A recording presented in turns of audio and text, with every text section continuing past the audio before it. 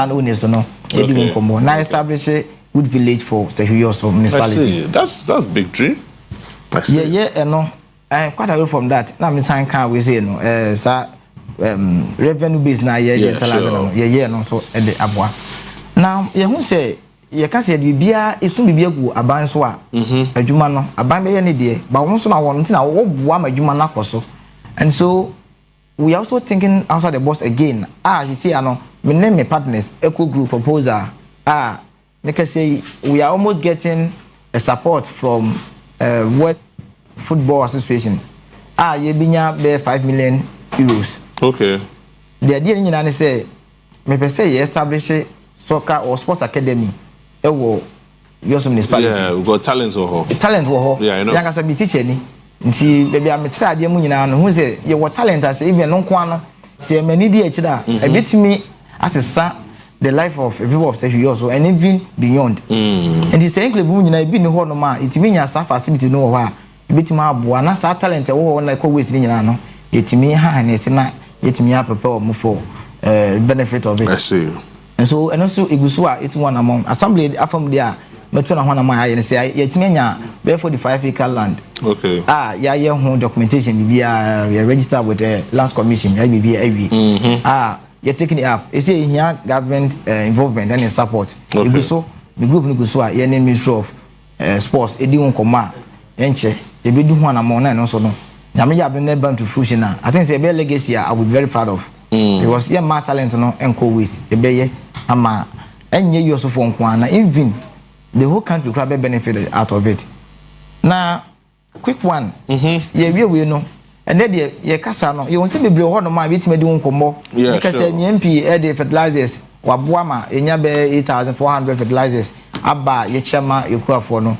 Iguso a ye che ne ya iguso a ye che bi. Koko e mo de da so adwuma. Ye ba ho koko area. Ye koko no adwuma but anticipate na eti first no. Oh okay. Now when him say Ghana koko ayiti ni nyina western of nko eti over 55%. I know. But ask yourself.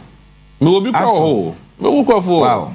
Wow. The back can was so and so idea Japadi am say o say ye ni ekọ ho pa na ye hwe ye ni ye ne ama for isi ano bi mu especially youth no enye interest no ekwan ya fa so ye no ne bra wo mu no afo feel say ye hectic no or alternative I feel say time has come and share Brazil ne kodom how we see yom ko fertilizer ni. Yeah, fertilizer na ichogbu screen is. I see. I go so ye chema ye manfo no. And so if you say the kwan foforo bi a abefo kwan so eya ama manfo no ni beje ho na yakomu aye. Eno be boa ma sa unemployment situation aye kan no yate so. Na say meni MP edi nkombo ama ye de nhihye ne adwususu bi eba. Na no de enya endi nkombo enne kuafo no enka ho asem no de me beto wo kakra na bepam no ye de ho nkombo. Na ene de be say you focus nyina eko another vision me wo for Sehwioso and even Western North and Ghana at large. Sekuko no ye na ediom fa kese no etimu fa kese no dia. Then we are bringing something on board the friend Cocoa City experience. Cocoa City experience. Exactly. That was Sehwioso. Dabe. Nyame ya doma. Mami kan say ye launch no kra no deputy CEO Ghana Tourism Authority. Big Santana. Okay. Ono e buy big receive occasion no ma na ye kama. In fact, nyame ya doma e be share program na say on the 15th of November to 22nd November, a week long. That festival. Is 15th October and November. November, yes. Next month. Next month. Okay. And when you are my film video, what's the Cocoa City experience? Exactly. Tell me more about Cocoa City experience. Because me person me who na me who say me be. The Cocoa City experience in United say, and I'm a cano. The air wo FN be a friend comparative advantage over the others and say Cocoa no a one and question. Yeah. And so say a bibi move for so you can say obinya a chain yena itumu don't want. And so yeah put it in together. Okay. I launch no friend a fasha every year bia ye babedi it was Sehwioso. Now ya rebrand your Cocoa no. Okay. Now within that week for the first going to be a clean up as one I didn't be now the second day 16th ya to also diaspora homecoming. So diaspora no cool. This more outside, no more. Okay, so that is a line up. And no and the world feeding is why in your screen is why you know. enti wo hwa program ta hodo ayala na fa nyina ne ho no enti yo sa diaspora home so me Cocoa symposium on the Wednesday and we are looking forward say bia benya bia see Cocoa board say obeba no they should come yes they should come and so and for your name yankasa medra Sam Jerome our public relation officer Cocoa board edi won kombo so we are looking forward say obeba na omabeboa ama say dwumadi we no aye trabeshe na moye serious business forum and exhibition if you say no so no e be yakwanya if you to na we be won ma o skakro be so start bibi but how does he start but we bo mama ye bida omni kwa mo fa so that experience is almost share with you to na e be boa ma so big transika crop be so e bibia then you know how to go about it and so if you say this is the first time but first time oh yes like first time person would ABC that wow this is the first of its kind yeah so the maiden edition any day nyame ya do next month yes and so you be na be break Cocoa symposium exhibition museum exhibition those things no you be yen so na ye de aka ho ba kono say you hu ni say Cocoa no ni dua no eye mfasode but no end wo hwa it appears say wo hwe obi o Cocoa bia na ni sade we wo pai Cocoa ni wia ehno na ye tugo no wo say mfasode be wo so yeah as I say it me the yes sabana ni those things na no yes that is adding value to exactly. So the value chain nyina no o se ehwe na ya de value na yen jai say yabokoko na you na ato ho na gu nikwa okuba bia yabokoko ya hipisa pause na eho itimi koyi sa ni nyina na dia ye fertilizer de gugu no biomass so goda ye tugu yeah and so during this Cocoa symposium no you be say ye di hu nkomo na ehwe ye pay investors I'm assuring you say the next program we before the 15th of November. Okay. The best answer no what's not very good. Near an extensive discussion very on it. Good. Very good. Now yet me promoting the amount. We the tawachi. But that's it. The tawachi. I will say I dream the muda ho. Until we the tawachi pa. That's it. The mama kwam waye. That's it. So just in the next 1-2 minutes. Just talk to your people. Na yes, sorry, so very good. And so, me fa kwenye so na men can say you also man for amajibre mo wo yo so mo wo gana fa na bebia ne wiasa fa na bebia amanya bra mo hwe me sabre no. Ye me kan say ye de ahobrase obuo ne didi ebe son mo. Ye hia ne say so bi bibi ayeyi a na yo no nkasa na aye. Me hia mo nyina mo support. Ye me mama ye badi so ye ntan obi akon ho ye bebre ho asɛ na ye bi aso etie mo madaroma de mo wo bia de mo pese nyina ye hu sɛ hwi so fa no mumra on board ni nyina nkyɛ ya adwene nka bom na ye nkyɛkyere sɛ hwi so na nye fe na sɛ bodin enne wɔkyena sɛ enne yo so na bi du sambe penso yi a wo ne wo nso yaka ho ɛno na me sɛ firi mo ho de mo behu bia mo fi sɛ eye ni sɛ ebe yeye no madaroma mo nkyɛ manan so enya de a be be hyɛ mo so enya de a me bi de be mamo me do bia se echa mu nyina se mama msa kwanya oyi na me de som msa bremu yakobon sha ye nyina didi ede Honorable Dominic Jesse the MC for Sehwioso but surprisingly only I'm not for Sehwioso am ka se ho hu those times I am Sehwioso say ho hu Sehwioso ho nyi hu come and do proper business with them and you will enjoy the place very accommodating people I mean be accommodate to come and also when you to me and you get value for your money exactly it's Mr. Bomodian on the 15th before 15th November no you better sound let you come and we will have an extensive discussion on that but you will probably know one come just to connect to some people not yet to let you come on Maminda will list clothing say okay na oh when call the chain Maminda will list clothing say na 0243 498008 0243 498008 on the material in memory until me baba sorry so na free yet me akọ but the make an na say ya me adum na se boni bi ense besa so share bi just be good ya baba sisi ya why of my heart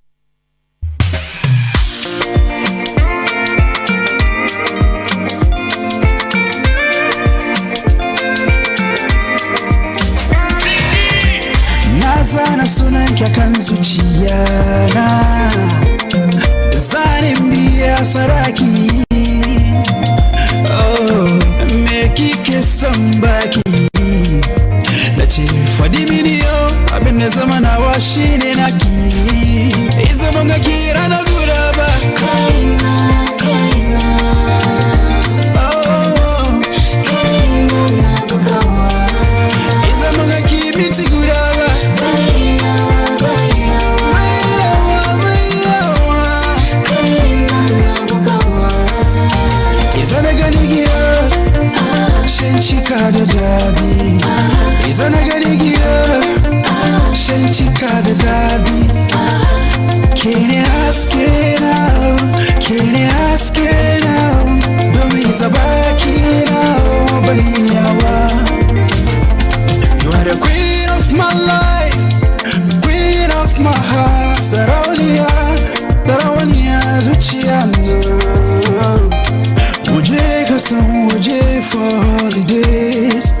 Eba sorry so mamenko na mene Kayamko Ventures Ebra made nkomo quick one because nkomo bebre ho na onim super Kayamko ba ene mo de ba na no odin o because from now November December Ebra de Yakopon ene mo wo de ma nye ne market a me ne bia boko de boy nkomo why okay na chere ne ma person de ba December because crowd ska ofie okay tino enchia obibia o show nua samre na me mo akwaba mra ye Kayamko Ventures faso be pacho me ba deni de nyina nkoma me no dia ye travel and tour na fenso ye casa ye craft Japan eba and this a team ya nyasuna team yi pa cars ne de bia me ka say Japan cars ye wa wo bia oni ji cars on probably me di no say Japan cars ye cars bia one Honda pa Toyota Honda any other cars in Japan se bound to say cars one Honda pa na ye dia ye ne say yankasa no wo kire car wo pe e bia me pe Toyota Land Cruiser me pe Toyota Vit and no na boys ni bibiri na pe because en eko and two bibia o ka kire ya ye no ye be ye hu dwuma e bibia sheke bibia dia ba e bidura ya trans ni edi nkomo na ye do car e de amaw eno ne ye tititia ina fension ko travel and tour no so e pa cho so wutie mi a anasa wo hwe mi a e make sure ne say wo ye mason ni wo ye driver ni wo ye electrician wo ye mechanic and you be able to ye dwuma hotel any restaurant as a cleaner e pa cho ekwenye bia ma e bia na December ya hyehye wo pese wo call before December kra na me pa cho be ye hu adwuma e bibia dia ma pa cho countries no Serbia Japan Netherlands, South Korea, and Africa, no, Brazil. These are the countries I've been say. Are you ready? Your person kokoye ejuma hodoma. You be to be no akwa ejuma. Pacho ejuma no a mason, driver, electrician, mechanic. I friend fita no. Yes, in Africa, no. But you may ejuma hotel, any restaurant as a cleaner. Pacho these are the jobs. Are you ready? Ewo Japan, Serbia, Netherlands, South Korea, and Africa, no. Brazil. I be to be no akwa ejuma. But pacho the Yanka sebe visa no, we don't take money from you and Sanya visa now. We are doing the visa for you. Yes, a visa EBBA amount. And sana you do your payment. Because Ebiana go for new go for who yes because we bring no eaza when it comes to travel and tour intino ye be EBBA ediama be your visa no ediama yen to me visa no so abra e be wie ne be fro ne be ka se obia o sisi no masesa ma adwene ade so there should be a commitment. Okay. And the commitment in the silver be forms for 2000 Ghana cedis so you we into ba o Ghana card in our face no o passport ebeba. Yes, that is the only thing we need. Your 2000 Ghana cedis to register. Me who say no, you are very serious about it.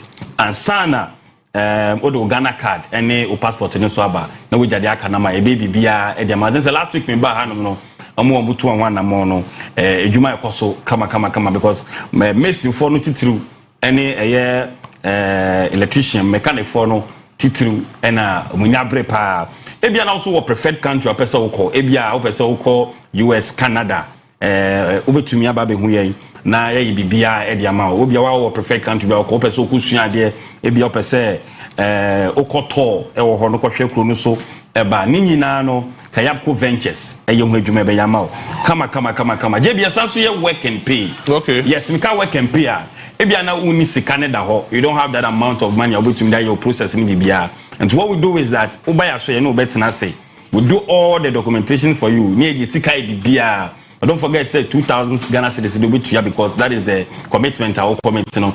Now, Okoye Juma, then you start paying kakra. And you know, Yaba said, Bebuana, Upeso Tukwaya are very simple.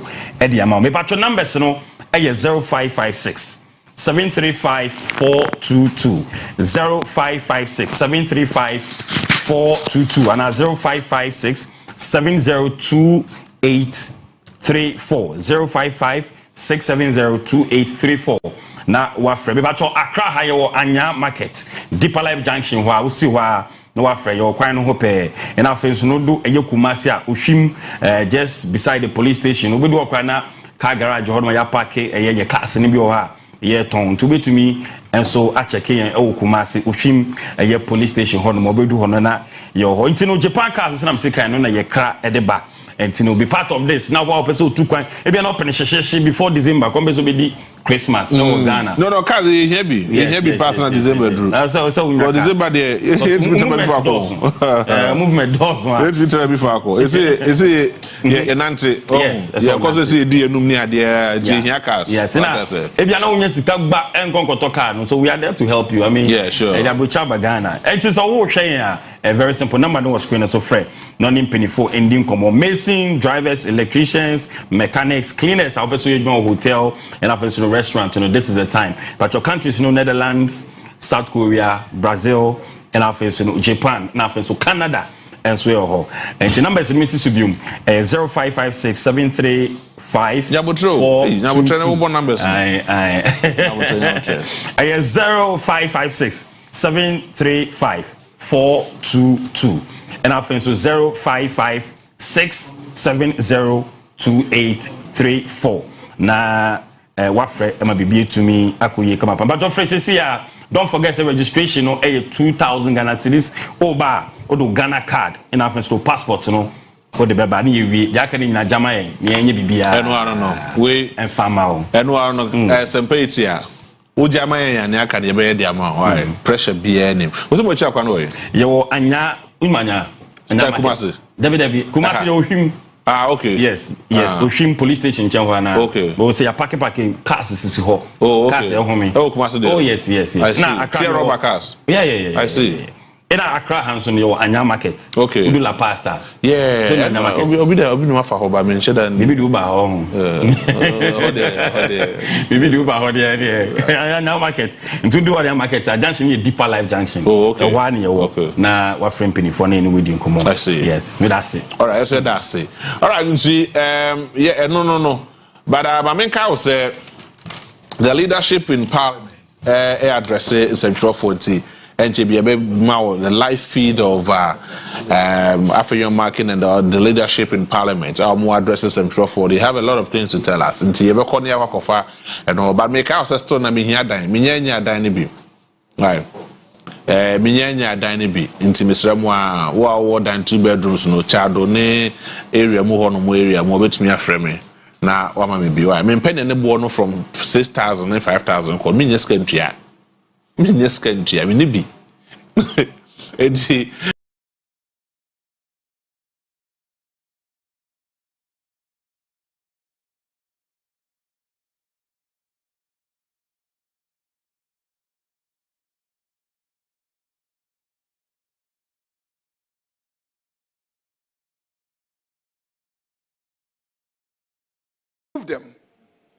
Move them.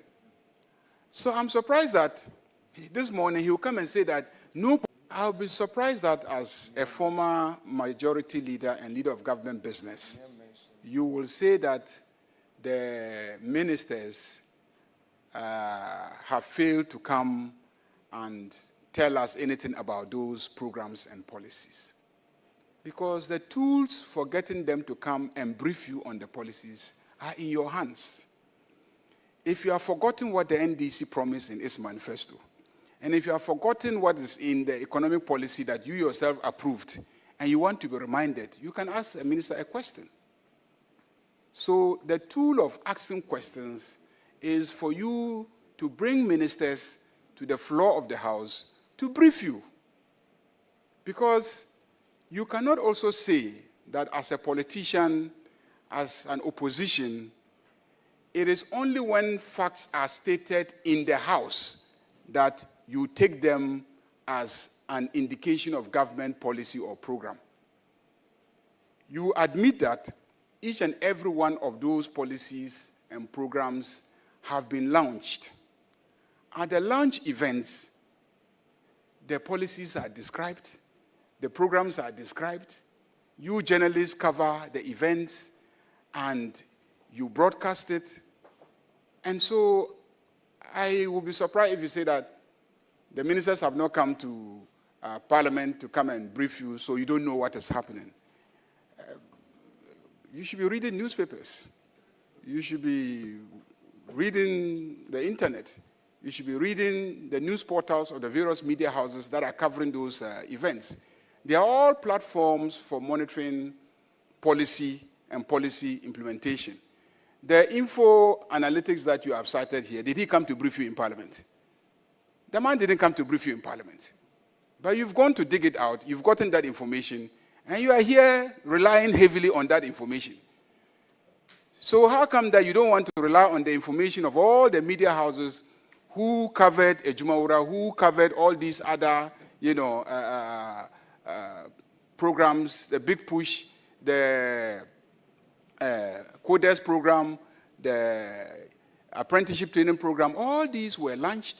They were covered extensively by media houses. They were reported. So if you can sift through media reports to see the reports of info analytics, sift through the same media reports, and you'll find all the reports on all these programs that were launched. Let me also indicate that we are not claiming that in less than 360 days, every single mess that we inherited will be corrected. We're not saying that. If nurses who have been trained have not yet been placed, it doesn't take 360 days to place all nurses that have been trained. It doesn't take 360 days to place all teachers that have been trained, because you know that the structure of the economy was devastated by the level of mismanagement that we saw, which informed the elections. Ghanaians themselves saw it. That's the basis for the vote and the margin of victory that the NDC enjoyed in the last election. Ghanaians themselves saw the level of devastation of the economy. And we know that it will take a long time to fix it.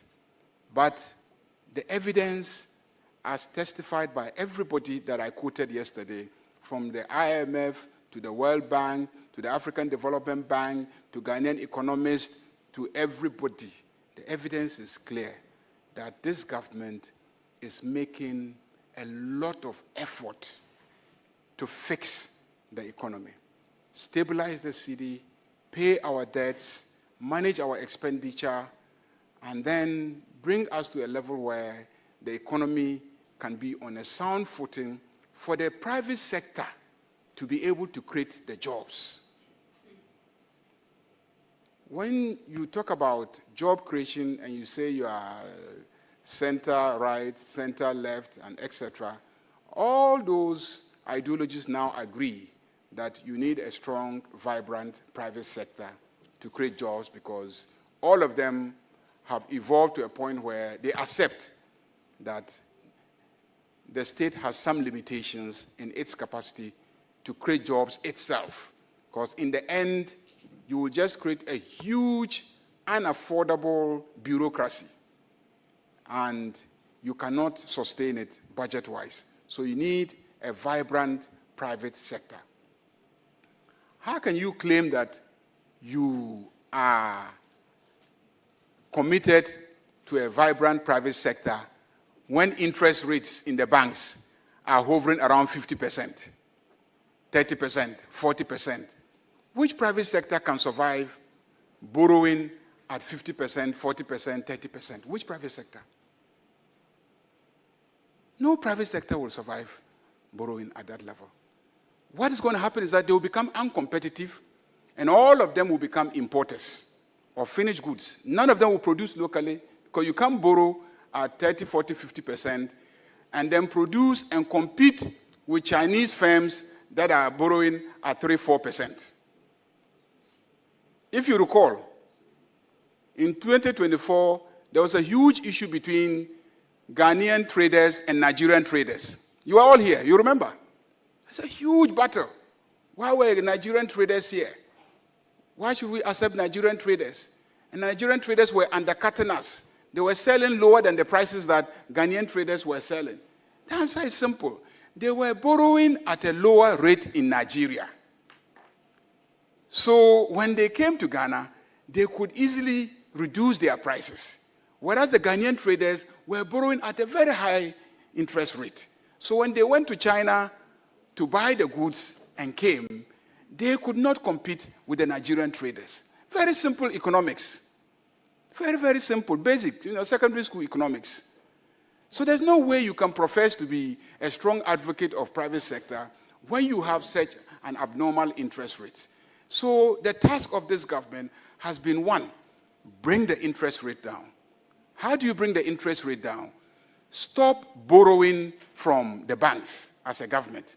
If you cut down how much government is borrowing from the banks will be forced to look for private sector to lend from them.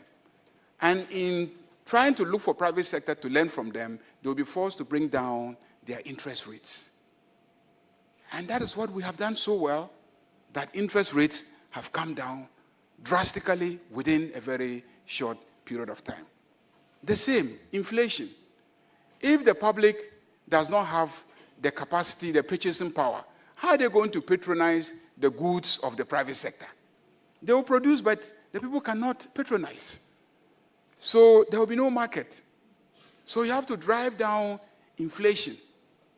How are we going to bring down prices if the exchange rate is so high?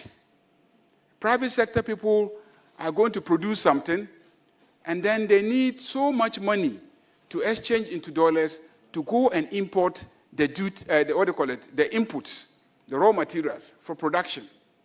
So anybody who understands basic economics knows that the best incentive for the private sector to thrive and do well is maintaining a decent microeconomic framework.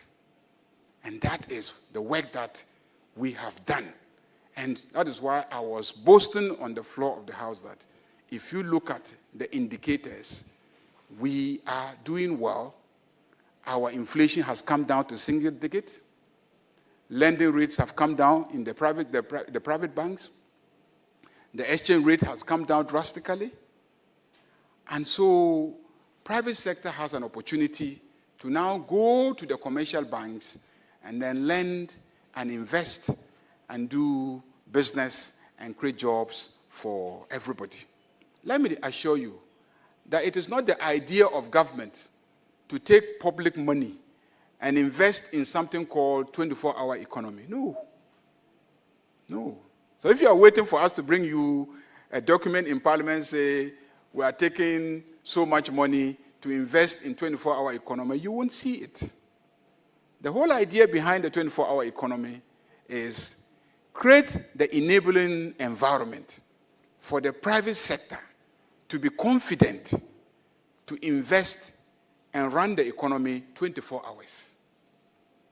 And so you are looking at an entire value chain from the issue of land. How do you access lands for, let's say, large-scale commercial agriculture? From the issue of how do you build the infrastructure for irrigation, for large-scale commercial agriculture? How do you ensure that there are roads leading to the farms?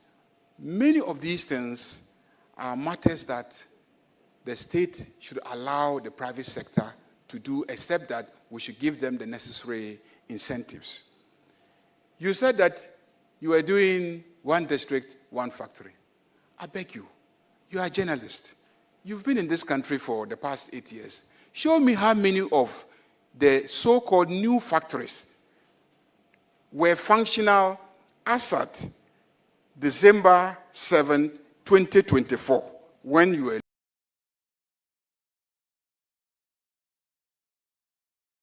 leaving, when we had the, January 7, 2025, when you were leaving office. How many of those factories?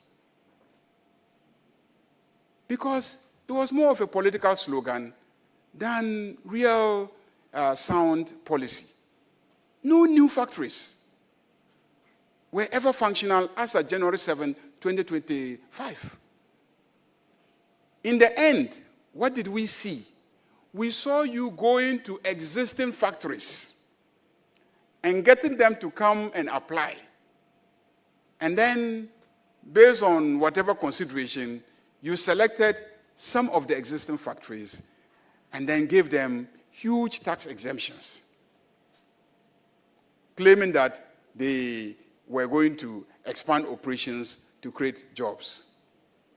We are going to call for an audit of the monies that they gained by the tax exemptions and to see if indeed those monies went into expanding their operations in the first place. But that was not even the original idea. The original idea and the policy framework is that you establish one factory in every district so that industrialization will go across the country.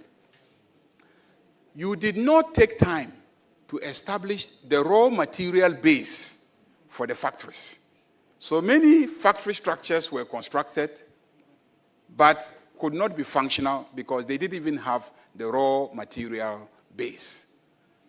So if I challenge you to actually show how many jobs were created beyond the actual job of constructing them, how many jobs were created in actually running factories, you just won't be able to produce any significant figures. Those are the facts. And you all live in this country, and you live in those districts.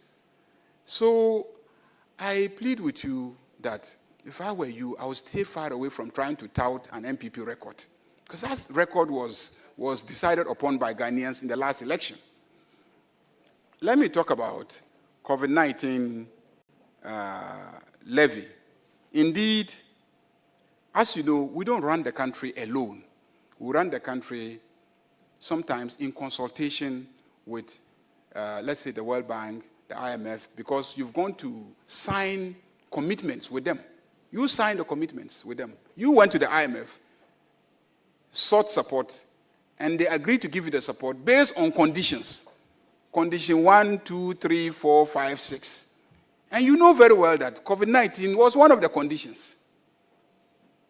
You know very well. And you know very well that you can't just get up one early morning and take out everything without serious engagement and without showing how you're going to deal with the shortfall that will result from taking out that one. And if you recall, we said we're taking out e-levy, we're taking out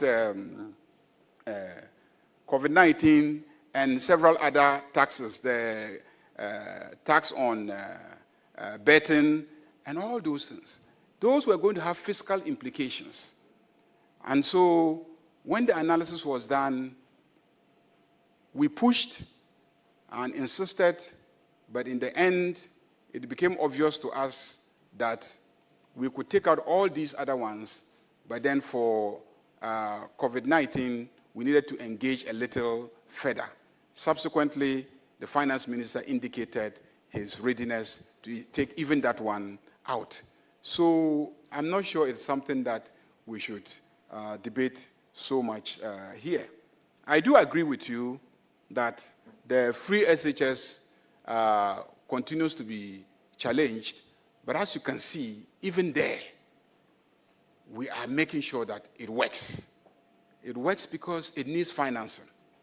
And the NPP government had capped the Get Fund levy. Because you capped the Get Fund levy and took the money to other sectors, what happened was that SHS was not properly financed. It was not properly financed under the NPP. And you know that as a fact. You were in this country when schools couldn't reopen because the feeding grants did not go. You were here. You were in this country. So we uncapped it, and because we have uncapped it, Get Fund money is fully funding free SHS. When you say parents had to buy everything, which year in this country has it not been the case that when schools reopen for the first time and children have to go, that their parents have to buy chop boxes for them? Did we ever promise free chop boxes? Did anybody in this country hear anyone promise free chop boxes? Did anybody in this country hear anybody promise free spoons and cups and plates to carry to school in order to eat? Nobody ever promised anything like that. So when schools reopen and your parents have to buy their chop boxes, have to buy their spoons and cups and etc., how does that become an indication of a non-performing government? It's always been the practice under the MPP. When school reopened for the first time, and children were admitted to school and they were going to school, their parents bought all those things as well. What we promise as free SHS is feeding, accommodation, teachers, textbooks. Those are the things we promise as free SHS. If I'm lying, anybody can raise their hands and say, no, those are not the things that you promise. Accommodation is free. Teachers are being paid. Feeding is available. No child has stayed at home because school grants haven't gone to schools. So free SHS is working. And that's why yesterday I said, yes, it may have been started by the NPP, but we in the NDC have shown that we are better implementers of the social intervention policies. Same with health insurance. You capped health insurance. If you thought health insurance was so important, why did you get Ghanaians to pass a law to raise funds for health insurance only for you to go and cap that money so that you can divert that money to other sectors in the name of dealing with rigidities? That there are fiscal rigidities and that the various statutory funds, are taking all the money and you can't do other initiatives for government because there are constraints in terms of financing. So you capped health insurance. You capped, Get Fund. We came and we uncapped them. And look at the amounts of monies that are going to fund healthcare delivery and the amount are going to fund free senior high schools. So I will insist that even if NPP started free SHS, I am saying that today NDC is a better implementer of free SHS. Even if National Health Insurance, as it is presently constituted, was started by President Kufuor, I am saying that today, as it is being implemented, NDC is a better implementer of National Health Insurance than MPP ever did. And the figures are showing, the statistics are showing, and there is more confidence in healthcare delivery now, more confidence in education service delivery now, because we are making sure that the funding is going to those sectors. I agree that we need to create more jobs. I agree, and if you listened to me yesterday, I was very, very candid on that the youth need more jobs, but jobs can only be created on the footing of a sound economic framework, and that has to happen first before the private sector can be enabled to create the jobs. And again, and I have to be very frank with fellow Ghanaians, that the conviction or belief or expectation that the state institutions should be overbloated so that jobs will be created is counterproductive. Because if Ghana Gas, which infrastructure was run with 120 workers, you go and employ 1,000 workers, as happened under the NPP. And the statistics are there. If it's challenging, we can summon the CEO to come and give us the statistics. When we constructed the gas plant, only 120 workers were there managing the same gas plant. When we came back to office January this year and we took over the plant, we saw that the same plant that we had 120 workers managing is now being managed by over 1,000 workers. Now, how can that state institution be profitable? There's no way it can be profitable. Because every money that they make, they will have to use it to pay for labor. And so because it's not profitable, it cannot expand. If it were profitable, if it were run efficiently, so that they are managing it with 120 workers, they are making a lot of profits. By now, they could have used their earnings to establish a second gas plant and employ another 120, a third gas plant to employ another 120, and the challenges that we are having in the energy sector, we will not have to face those challenges. The reason why we are paying huge utility tariffs, and he mentioned it, so I'll just segue into that. The reason why we are paying huge utility tariffs is because we are using liquefied petroleum products, that is, diesel and coal, to power our generators. And because diesel is expensive, if a power producer uses diesel to power his plant, he has to charge you, the consumer, the cost of the diesel. And if he uses gas to power his plant, his cost can go down, I'm told, by over 70%. Over 70%, I'm told. So the strategy of this government to be able to deal with the cost is to shift our power plants from those diesel products to gas, so that we can be able to drive down the cost of generation, and then we pass on the benefits of the reduced cost to the consumers, which is citizens for domestic use and industry, to power industry, so that Ghana can be competitive to be able to generate the jobs. If a factory is taking a decision between either siting in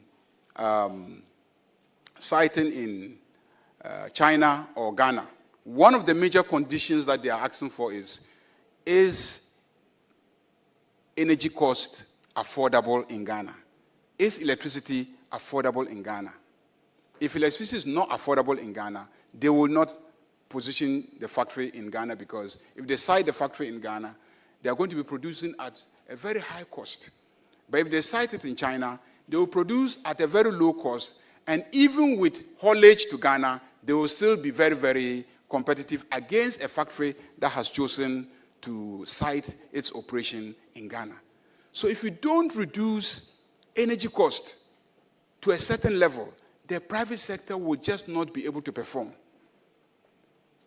About 3 weeks ago, the private sector organized a conference, a press, I'm sure many of you covered it, at which they raised the issue of energy cost and said that unless energy cost goes down, it will be difficult for them to survive. So that's a matter that, as a government, we are focused on. And in addition, you left us with a huge unreasonable debt at ECG. ECG, you were board chairman. You were board chairman. You know how much debt you left. You yourself have admitted it on the floor during debates about how bad the situation at ECG was when you assumed leadership there as board chairman, and efforts that you also tried to make to address that situation. At the time you were leaving office, you hadn't fixed it. The debts are still lying there. Who's going to pay for those debts? Who is going to pay for those debts? You stopped them in 2024. You stopped PURC from adjusting tariffs because you are afraid of its implications on you for elections. The records are there. You stopped them. He's not denying it. You stopped them from adjusting tariffs in 2024 because you were afraid of the implications on your electoral fortunes if they adjusted tariffs. So the debt kept mounting. Because if you are producing at a very high cost, and then government is forced, ECG is supposed to take it at that high cost, and the ECG doesn't adjust the tariff to reflect the cost at which they are taking the commodity, and yet they are supposed to sell it to consumers at a very low cost. Who is going to pay the differential between how much they are buying and how much they are selling it to consumers? That is normally done through gradual, tariff adjustments. And you stop them from adjusting the tariffs. So the debt just kept ballooning to very, very unreasonable levels. Billions and billions of Ghana cedis of debt at ECG. That has to be addressed. But for the engineering that we have done to make sure that lights never go off, so that they can always afford diesel to run the power plants, for us to have 24-hour, electricity, it would have been very difficult. But even as you do that, you must work towards a sustainable arrangement. And one of it is that you must be realistic in terms of the adjustment of tariffs. In addition, you must deal with the inefficiencies and the corruption. The corruption. I'm told that as ECG, they've procured things that they need in the next 4 or 5 years. You procure for just a year, and then the next year you procure, and the next year you procure. Why do you go and procure things that you need for 5 years? Some of them, their lifespans don't even go up to 5 years. So they will get destroyed in the process, and that will be causing financial loss to the state. So we are fixing the corruption and the mess there. We are fixing the inefficiencies. We are cutting down on the wastage, and we are trying to make ECG very, very profitable, ECG and NEDCO. And go and see what is happening there. It is now working well. But it takes time to deal with the legacy debts. And Ghanaians need to support us to deal with those issues. At the same time, you must have a long-term strategy to drive down power production cost. So the president and government have decided to increase our gas production capacity. So a new gas processing plant is going to be constructed so that we can have additional gas to be able to power all the gas plants with power plants with gas, so that production costs will come down drastically, and we can sell power much, much cheaper to both household consumers and for industrial use. In the meantime, government has also decided that we are going to look at the distribution challenges, because there's so much infrastructure challenge that is causing a lot of wastage in the distribution. So if you buy 10 megawatts of power as ECG from a power producer, because your infrastructure is inefficient, by the time it gets to the consumers, let's say 2% of it has been leaked through inefficiencies. So you need to fix the distribution infrastructure. So when you buy 100%, by the time it gets to the consumers, even if there is some waste, maybe some 0.something%, leakage and waste, then the full amount, close to the full quantity of what you have purchased actually gets to the consumers. Second thing is inefficiency in the collection of revenues. And so government has also decided that we are introducing private sector participation in the distribution and the collection of the electricity tariffs. And so when we do that, look, the global best practice is that utilities are able to recover 98% of their revenues. That's the global best practice. In Ghana, ECG was collecting only 85%. 85%. But the global best practice standards is 98%. So the difference between the 98% and 85% was actually loss occasioned in the distribution and the revenue collection. So we want to bring in private sector participation.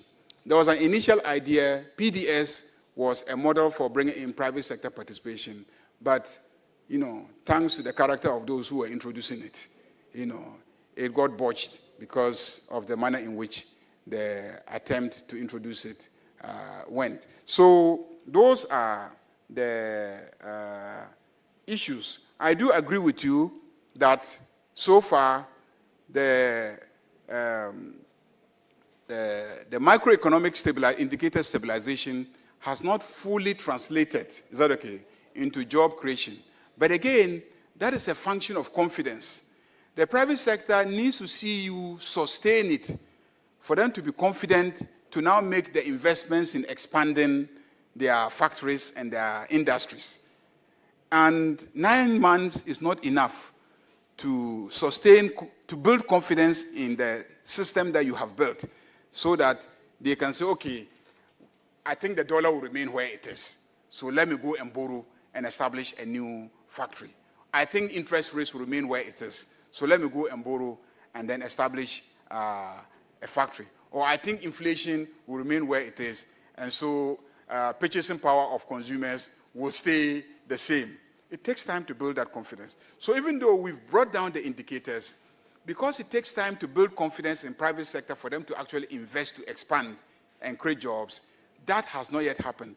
But if we stay the course and confidence is built, you will see people, one after the other, beginning to make the necessary investments to do the expansions that will create the jobs in the private sector.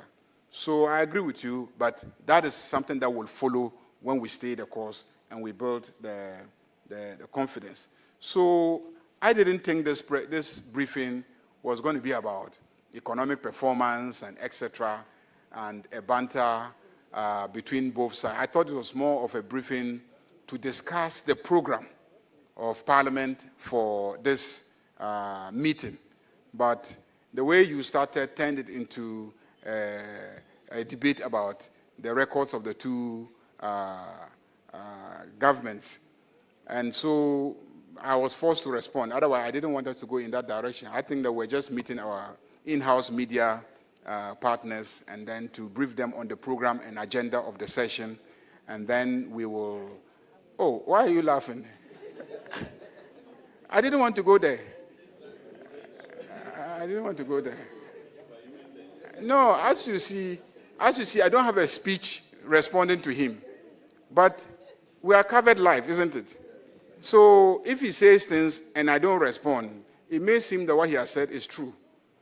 So if you say it, I'll be forced to respond. But my real agenda coming here, really, was to discuss this, which is just the agenda for the session. I had no speech on the economy or, info analytics and etc. What he failed to achieve in the chamber yesterday, he thought he could use this platform to achieve it. That's what he's trying to do. He's my brother. We know each other very well. In spite of all the things that you see, we are very, very good friends. So, and I know him. I knew he was going to do that. Because after the program, he told me, hey, is that what you did to me? Tomorrow, I'll also do it to you. So I'm not surprised that he's doing it. No. We have a very healthy democracy. Ghana has a very, very healthy democracy. Other countries get shocked when they come and see how, as politicians, we relate to each other. Because in other jurisdictions, the politicians just don't relate at all. But here, we relate nicely. We try to argue on points. We may say all the things that we're saying here, but when we walk out there, we start discussing our personal issues with our friends who are working. And we try to encourage that among the citizenry also, that let it just remain at the level of discourse about who is doing better, but don't translate it into violence, is that okay? And other tendencies that will destroy our society.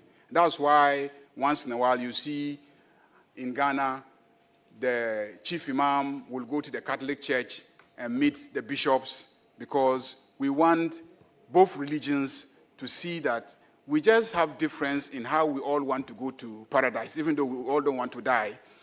But we are not enemies.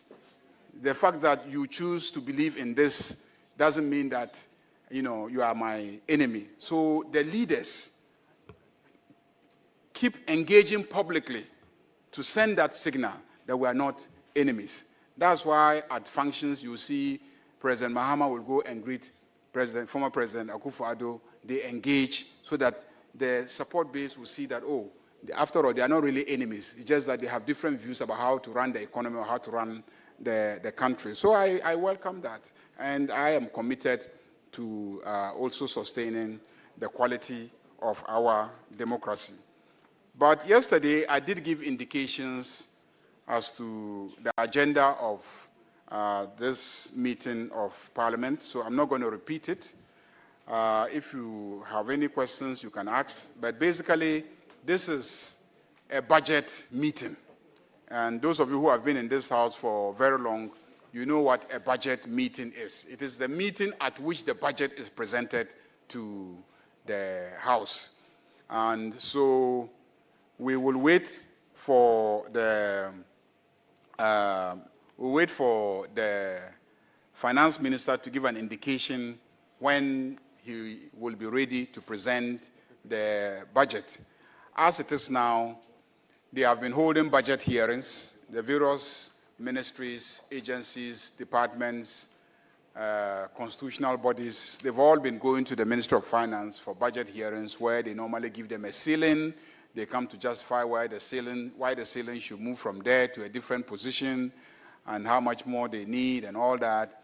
And then once he synthesizes what everybody needs and what he can give, then he's able to put together a budget that covers everybody and brings it to this house for us to deliberate on and approve. So it won't be any different. It will be the same thing that we've done over and over for the past 3 decades. So nothing exceptional in terms of procedure. But of course, in terms of content, it is only the finance minister who will be able to tell us what the content of the budget is. So being a budget period, you as journalists, you know what to do. When the budget is being presented, you know what to do. When it's referred to committees, you know what to do. Committees are reporting, you know what to do, and etc. So it's the same thing. In addition, the normal private business of members of parliament, which is questions to ministers about policies and programs, all the issues that he has raised here, I hope he will just ask simple questions about them, and the ministers will come and answer those questions to him. The other thing also is people ask all these questions about their constituencies and etc. Ministers will come and answer. And then the usual statements that parliamentarians will make on issues, their colleagues will debate them. Motions will be brought, and yesterday he drew attention to some motions that have been pending for a while now. We'll look at all of them. I plan to bring some motions to call for some hearings on job creation for the youth, because I consider it as a very, very important agenda that must be pursued by this House, which is to push the various institutions of state to try and then engage in policies, design and implement policies and practices that will create jobs. For instance, if you look at our extractive industry, it has turned out that we're exporting more gold from small-scale miners than even what the large-scale miners have been exporting. I'm sure it is not the first time this is happening. I'm sure it has always been the case, except that in the past, we haven't pursued policies that encourage the small scale to sell the gold to the state. So there was a lot of smuggling. I'm not saying smuggling has stopped, but there was a lot of smuggling of gold. Because even those days, if you recall, when you went to China, China will give you a different figure of gold imports from Ghana than Ghana will give of gold exports to China. Whilst the Chinese system is able to actually detect gold sent to them, we couldn't detect how much gold was going out of our country. And so there was always disparity between what every country reported as the volume of gold imported from Ghana and what we reported as the volume of gold exported. And a lot of it was coming, a lot of the gold smuggled, a lot of it was coming from small-scale mining activities. But because we implemented a very innovative policy, which is the gold board policy, it encouraged the small-scale miners to now start owning up and then giving it to the state instead of giving it to smugglers. And so we're beginning to see that, so after all, our small-scale miners are producing more than our large-scale miners. Now, this calls for a rethink of our extractive industries. Should we be pursuing domestic ownership of the mining industry as against foreign ownership of the mining industry? Will we benefit more if we encourage locals to take control of the mining industry? If they have this capacity, how can we nurture the capacity so that everything is controlled by us instead of foreigners coming? And there's been a process that has led up to where today, even for the big foreign mining companies, they actually employ Ghanaians through contract mining. So the foreign companies will own the mine, but the actual mining activity, earth moving, excavation, haulage, this, that, are all done by Ghanaian firms. So can we move from, you made me speak 1 hour, 30 minutes. You raised so many issues. I needed to respond to those issues. 20 minutes to 1 hour, 40 minutes. I didn't time you because I believe in freedom of speech. So I allowed you to speak as much as you wanted to speak. And when you were satisfied, you stopped. And I'm now responding. Now you're worried about my responses. No, your time. Anyway, so basically, we will look at the extractive industries through a series of public hearings. We have a Supreme Court Chief Justice nominee, and so it is something that is going to occupy this House during this meeting. And I think also that there are a few private member bills that may come, and when they come, we'll take them. Government has a lot of business. The various legislation that I outlined yesterday on the floor of the House, many of them will come. Some of them are still going through the process of receiving cabinet approvals. Some have already received cabinet approvals. And so those that have already received cabinet approvals, we will work on them. Those that are yet to, we will urge the ministers to expedite action on that and bring them. But this meeting is largely going to be dominated by the consideration of the 2026 budget. Let me conclude on the note that, as you can see, Parliament now has its own television station. A lot of work has gone into establishing that station with the support of GBC. And so we will continue to enhance the capacity of Parliament's TV so that we can run a very open Parliament. As of now, the system is able to support proceedings in the chamber. I think the Director of Broadcasting, yeah, you are here. We have plans to also install facilities in our committee rooms. This being a budget meeting, a lot of committee work will take place. So we want to install facilities in the committee rooms so that even at the committee stage, deliberations over sector policies and estimates can be covered live on television. If that had happened, he would not be saying today that he hasn't seen anything about our major flagship policies. Because if we were covering the proceedings at committee live, people would have called him to say, oh, but Osahin, I saw the youth committee discussing the apprenticeship program, and there was a presentation by National Youth Authority and everything on the details, and the committee reported on it. I saw it on television. So we want to run a very open Parliament, very transparent governance system.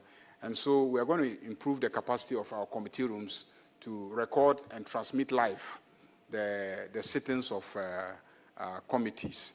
So that way, you know, everything that we do, both chamber and committee work, will be covered live on national television. On that note, I will want to thank you, given that my partner is uncomfortable, my colleague is uncomfortable with how much time I'm spending. I have a lot to tell you, but he says that I'm talking too much.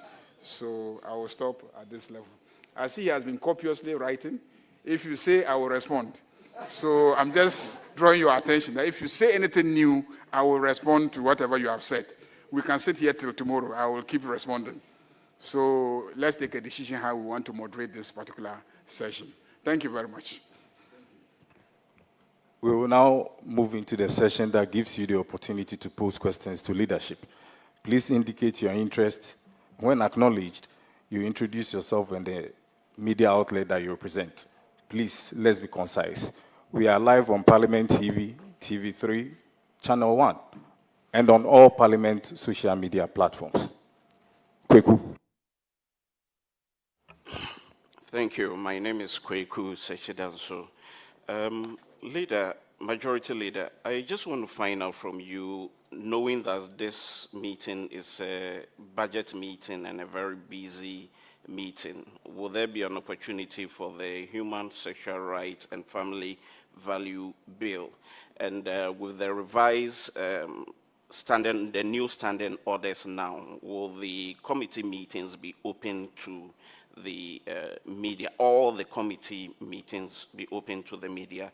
And then minority leader, just to find out, as your the minority side have expressed reservation about the removal of the Chief Justice, would you participate in the work of the appointment committee, as the Speaker has made a referral to the appointment committee? Thank you. Prince. Thank you very much. My name is Prince Akwa, United Television, UTV in short. The first question goes to Minority Leader. Minority Leader, is it not too early to criticize this government over the youth calling for job? Because I remember in the previous administration, this NAPCO was beautifully launched, and just after 2 years, those youth were on the street demonstrating, calling for their salary. The youth in afforestation and then NAPCO, that is one. And then again, Majority Leader, when you were in opposition, you were too loud. You and one minister, I won't mention his name because he's not here. But since these days, you've developed some defense mechanism. Whenever there's a hit on you, you try to go on personal. Is that what you describe as a beautiful democracy? Thank you. We'll take the last one and give leadership opportunity to respond. Ahmed.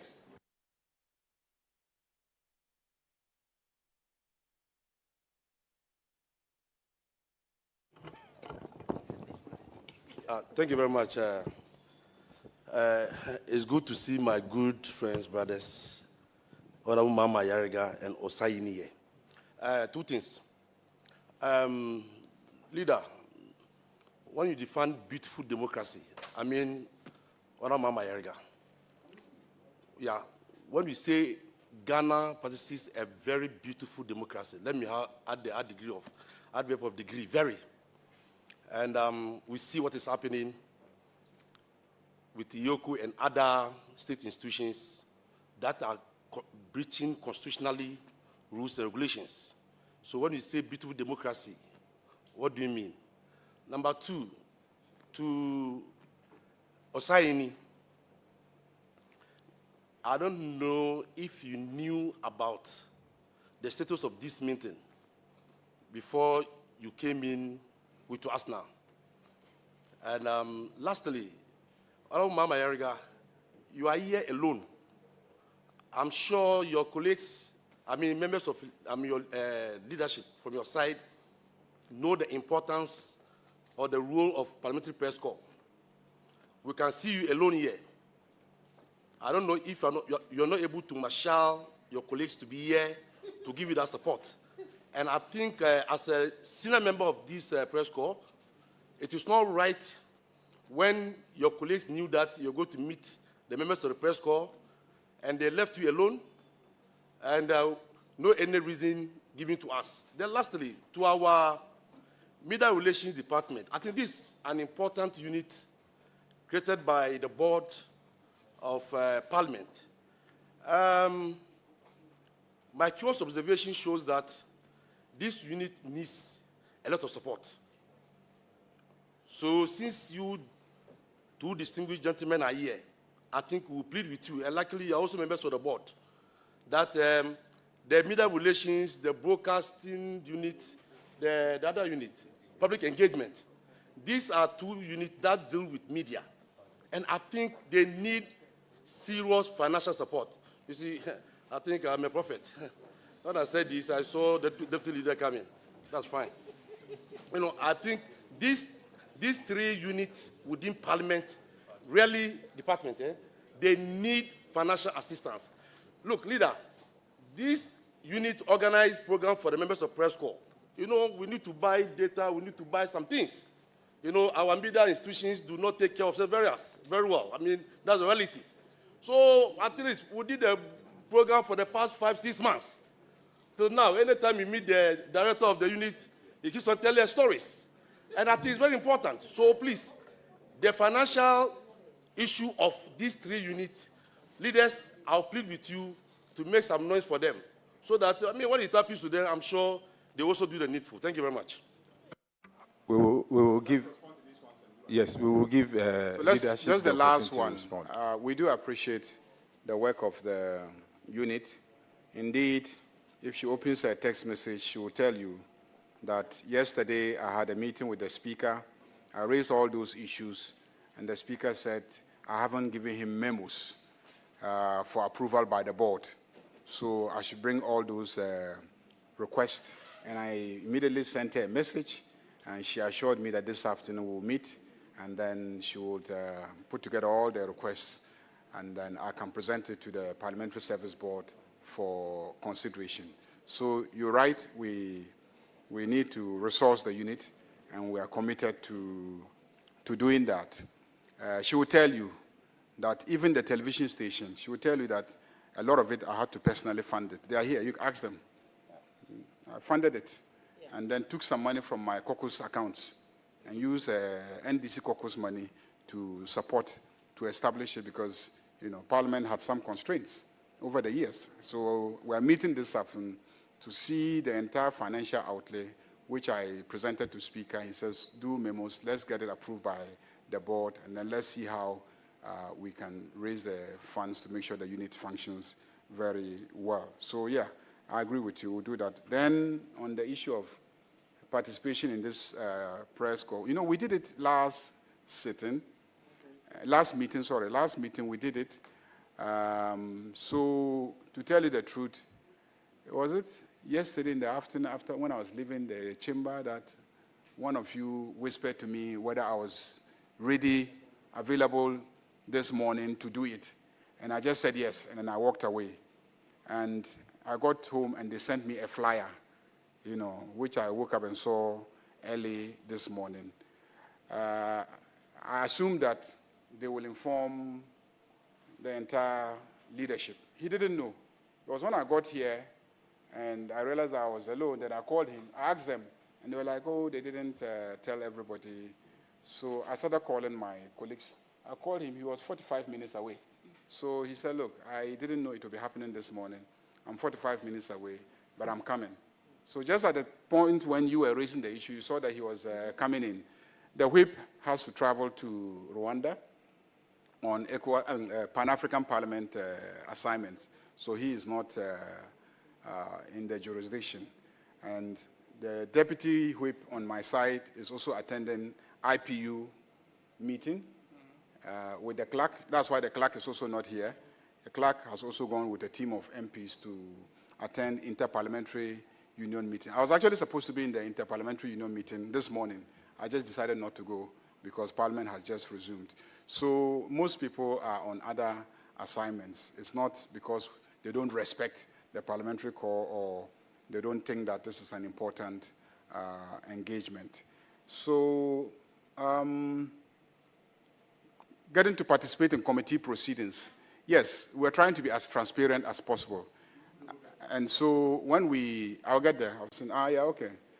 Yeah, so when we get to the point where we have invested in the infrastructure, we will encourage the committees to open up their activities to the parliamentary press call so that you can participate and listen to the deliberations that are going on. And beautiful democracy, yeah, I mean, the thing about democracy is that there's always a tension between the rules guaranteeing freedom and the rules demanding accountability for misconduct. There's always a tension. I'm sure if you watch CNN, you will see, what is the organization? The one that's responsible for enforcing immigration rules. ICE.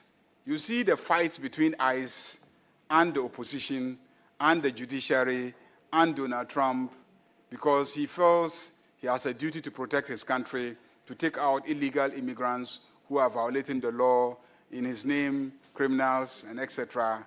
At the same time, the judiciary is saying, no, you can't do this, you can't do that, you can't do it this way, and etc. There's perpetually a tension between the rules guaranteeing freedom and the rules demanding accountability. And so there will be friction now and then, but the same rules also provide a mechanism for addressing the friction. The thing about democracy is that when the mechanisms for dealing with the friction are also allowed to work, then democracy is beautiful, okay?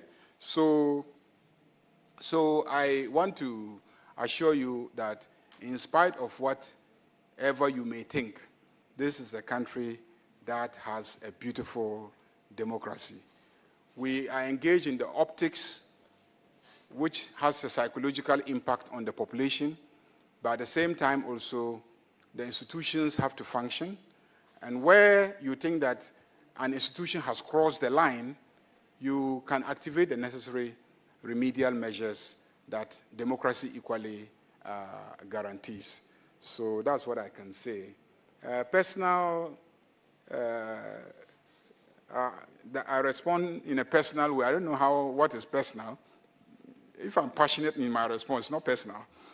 I don't know what that really meant because you didn't give me an example for me to, but if that is the perception, we are all learning and trying to improve on our performance.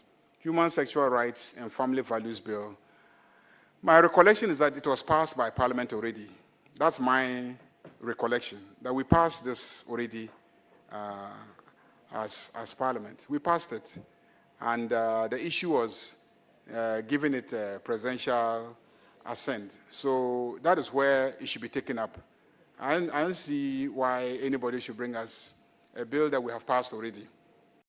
I think the step is to push for it to be given the assent. Yesterday I saw it on the order paper, and then I was asking myself, but who brought this?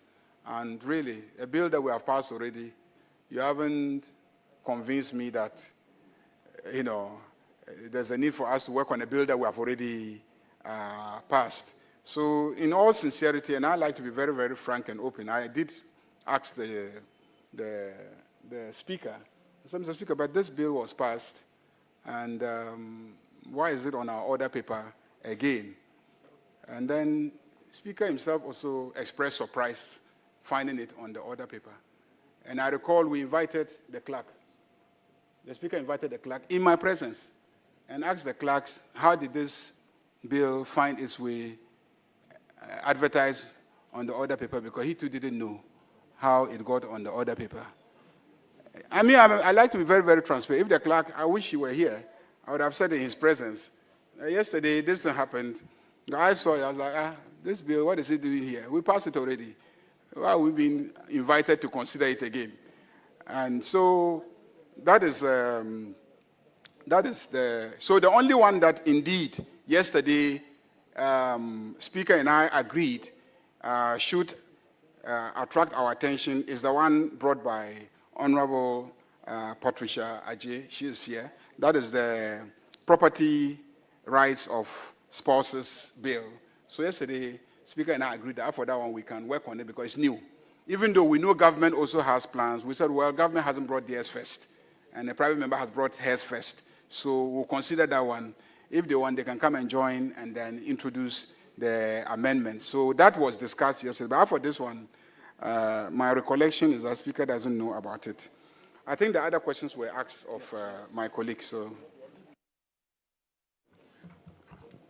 Thank you, Leader of Government Business.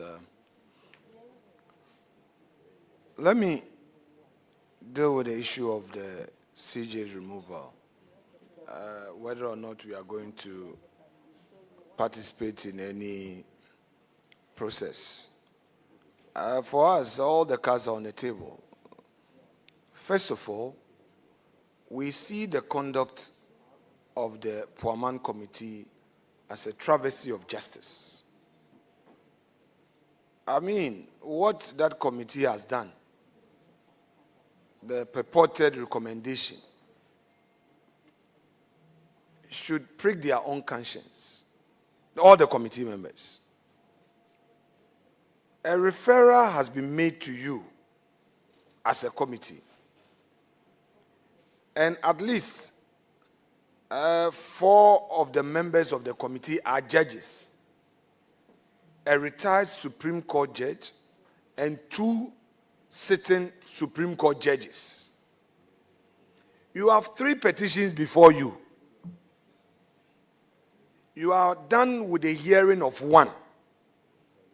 You tell the person, the respondent, being Her Ladyship Justice Araba Esaba Tokunu, and her lawyers, that come back on the 15th for us to begin the hearing of the second petitioner's petition. Then suddenly, the second petitioner's lawyers write for a long adjournment. And out of the blue, a report is purportedly done recommending her removal. And within 2 hours, the report is fully studied and recommendation as made is complied with or adhered to or decision taken. The Puaman Committee must be ashamed of itself. That committee has reduced our democracy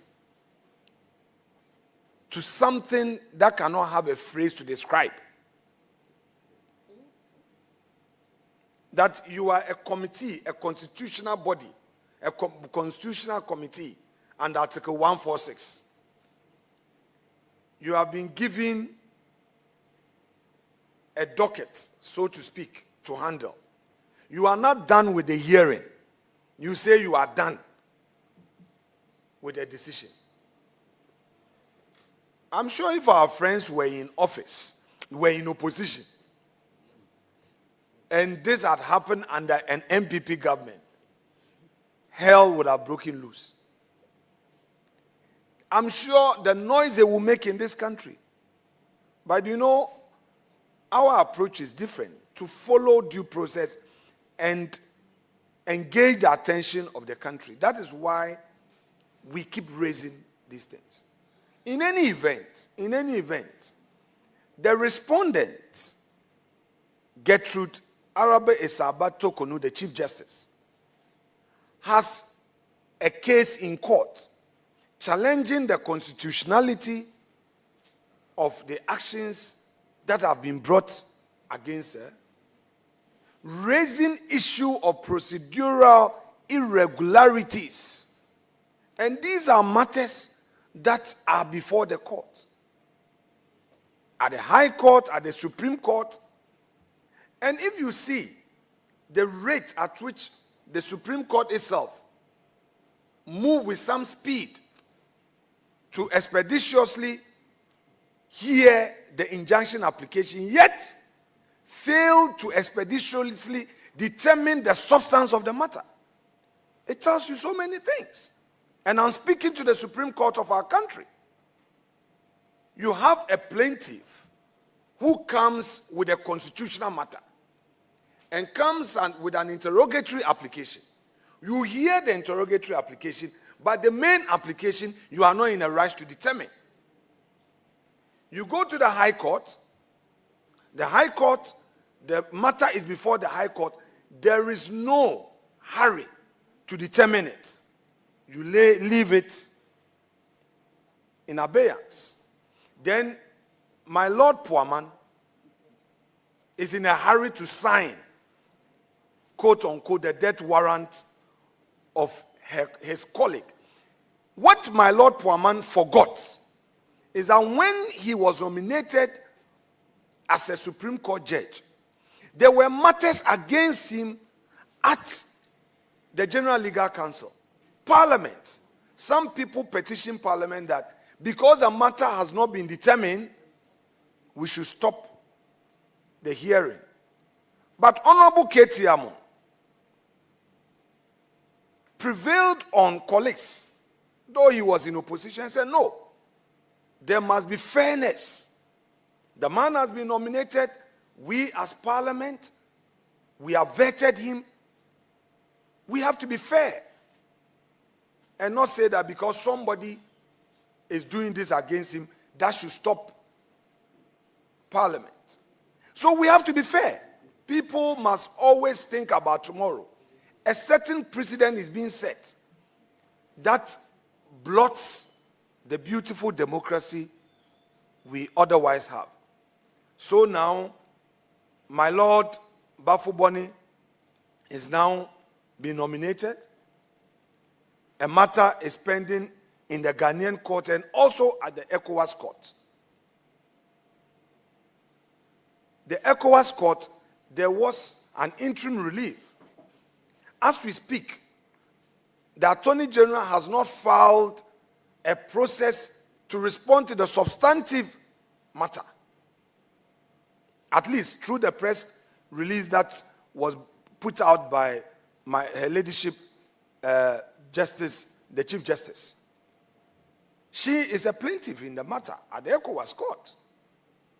So we must ask ourselves, what do we want to achieve?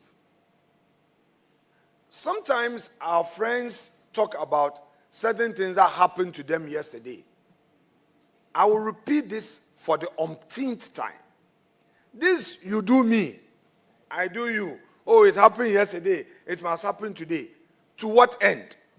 So that, for the sake of argument, if you succeed in finally kicking out this innocent woman, who all her life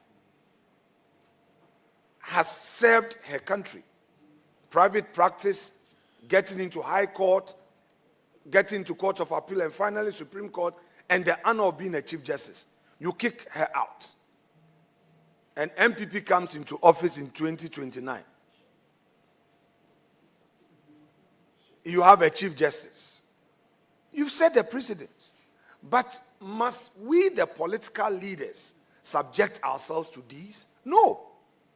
We can do better. And that is what I call on my friends to do. We can do better. And some of the judges at the Supreme Court who may think in one way or the other, must shut their eyes. Well, tomorrow is waiting on all of us. Today we hear that some high court judges who were to be sworn in, there was a postponement of the swearing in, and now some have been told that for circumstances beyond control, your appointment has been withdrawn. How sad. How sad. So let's be careful with this reset. The reset must be positive. The reset must be positive. Let's be careful how this reset is being managed, because there is always a tomorrow. There is always a tomorrow. We need to manage how we want to go about things. So, Mr. Kweku Sechidansu, correct? I got your name correct? We have preliminary constitutional issues to raise, and I am sure that at the right time, you will know the minorities' approach. Whatever approach we will take will be to serve the good interests of the people of Ghana, and we will do just that. On the issue of whether or not it's too early to criticize, you know, when the reins of government is entrusted into your hands from day one, the opposition must be alert. So there cannot be anything like too early in this context. You know, in the early days, they started dismissing people. My respected colleague, the leader of government business, has tried as much as he can to justify claiming irregularities and claiming that certain due process wasn't followed, etc., etc. My question is, isn't there a word in law we call ratification or rectification? Can the substance be looked at? Hasn't equity told us that where substance and form clash, substance will take precedence? So the issue is, if somebody has been employed 2 years, 3 years, 6 months, he's in office and has acquired rights and has a legitimate expectation that having conducted himself or herself well in the employ of his employer, he or she would regularly be maintained or retained. Do you come and say, because of the way you were employed? Can a man deny paternity merely because a son is out of wedlock?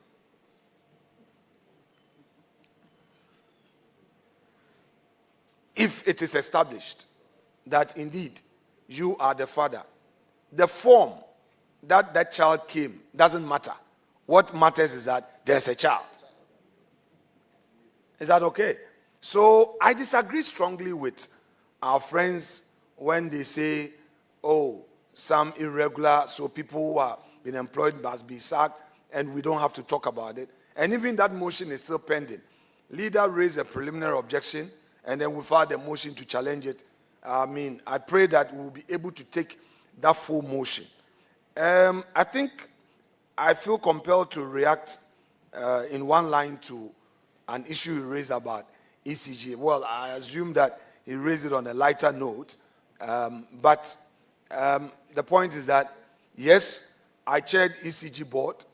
I was appointed in July. My first meeting was end of September. So practically, I was in ECG for some 2 months. We rounded up our last meeting somewhere in December. So actively 2 or 3 meetings. However, being a private sector person, I'm an entrepreneur.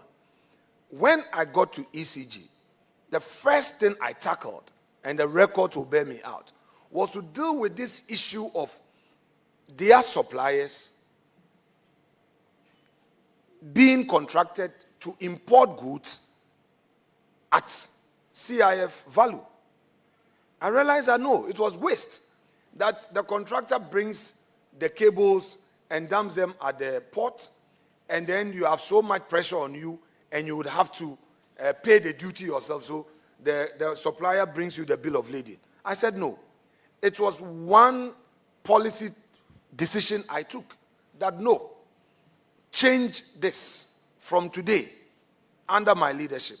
Any contract that is awarded, it should be to delivery to your warehouses and at no extra cost. And that is what I did, and the board minutes would confirm that. Regarding legacy debts and all, well, I think that the two of us, the two political parties, must have a sit down on this. You see, my style is that it's not everything that we should be at each other's throats. ECG has a problem that must not be given a partisan color. ECG has problem with inefficiencies, and it's in the end affect government fiscal status.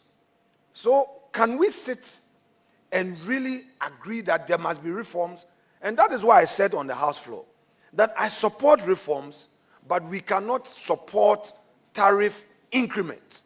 So you bring 14%. The problem has not been solved. I was there. That 14%, you burden Ghanaians, but the wastage is still there. So why don't we focus and even introduce some hybrid form of privatization? Not a full-blown privatization, but we can introduce some level of private sector participation that would ensure efficiency. But leader forgot that in their previous administration, they introduced this take-or-pay agreement. I don't want to go there. But this take-or-pay, where even if you don't produce, because if you produce and it's not being used, government must pay. That one is also there, but that is not the main issue for consideration.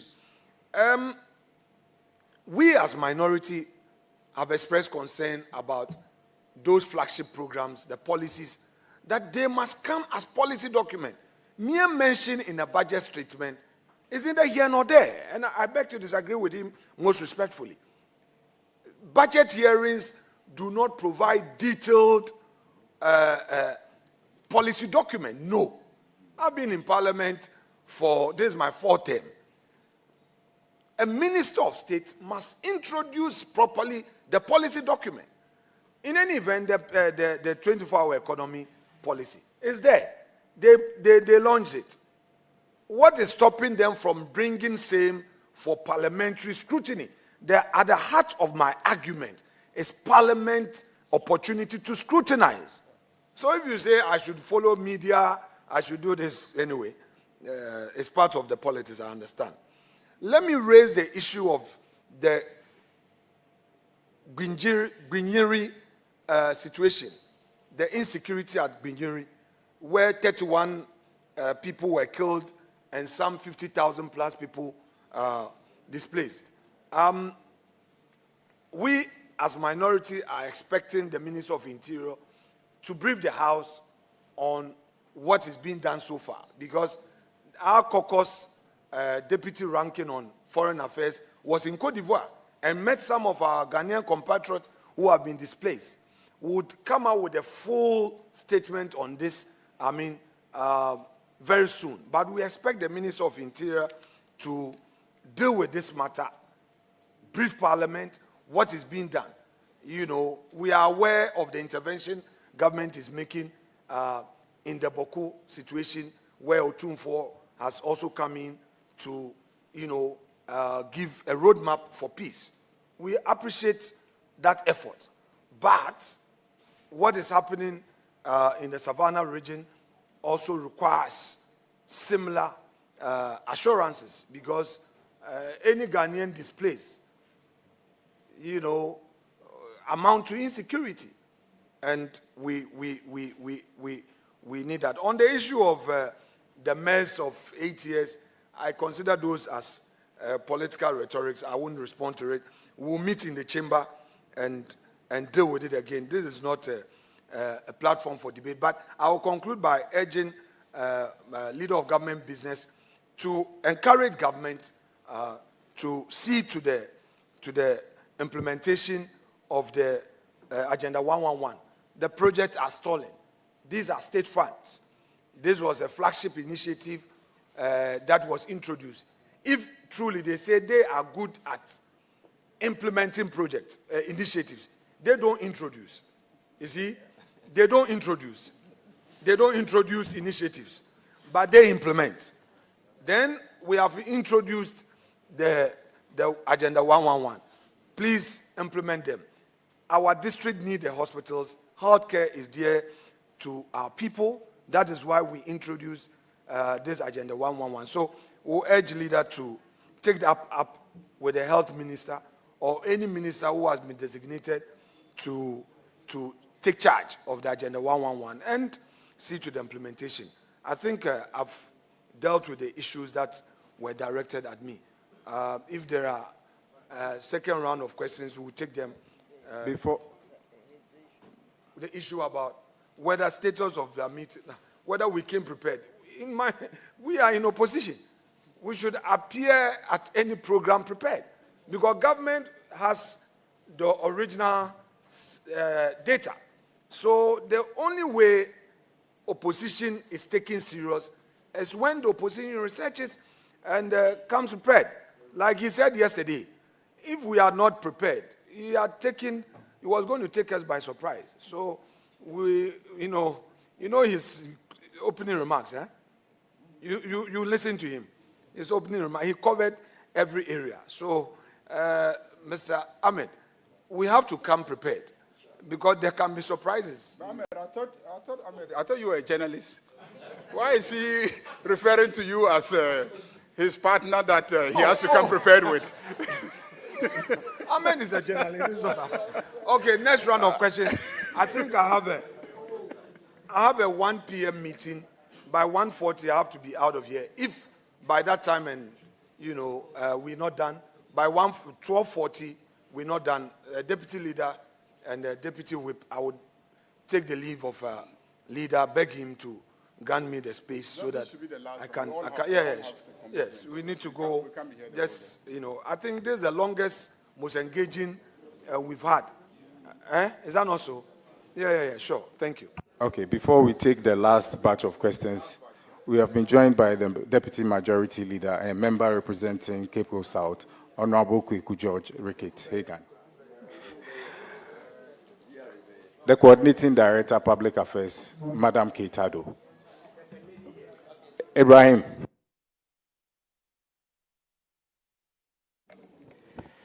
Thank you very much. Leader, yes, I agree that this has been quite long, and I'm sure many of us are tired. So let's be snappy. First, this was out there. My name is Ibrahim Al-Hassan. I work with G1 TV and Star FM. Is Parliament broke? This is a very good opportunity to have this matter addressed. It was widely covered in the media that you were to return to the chamber last week. That didn't happen because as the legislative arm of government, you are broke. Is that the case? 1, 2, Majority Leader, are we still expecting the Attorney General or government generally to submit rules to govern Article 146 rules? You had mentioned at the last meeting that that's something that is in the works. Are we still expecting, especially given how strongly the Minority Leader feels about how Article 146 has been triggered?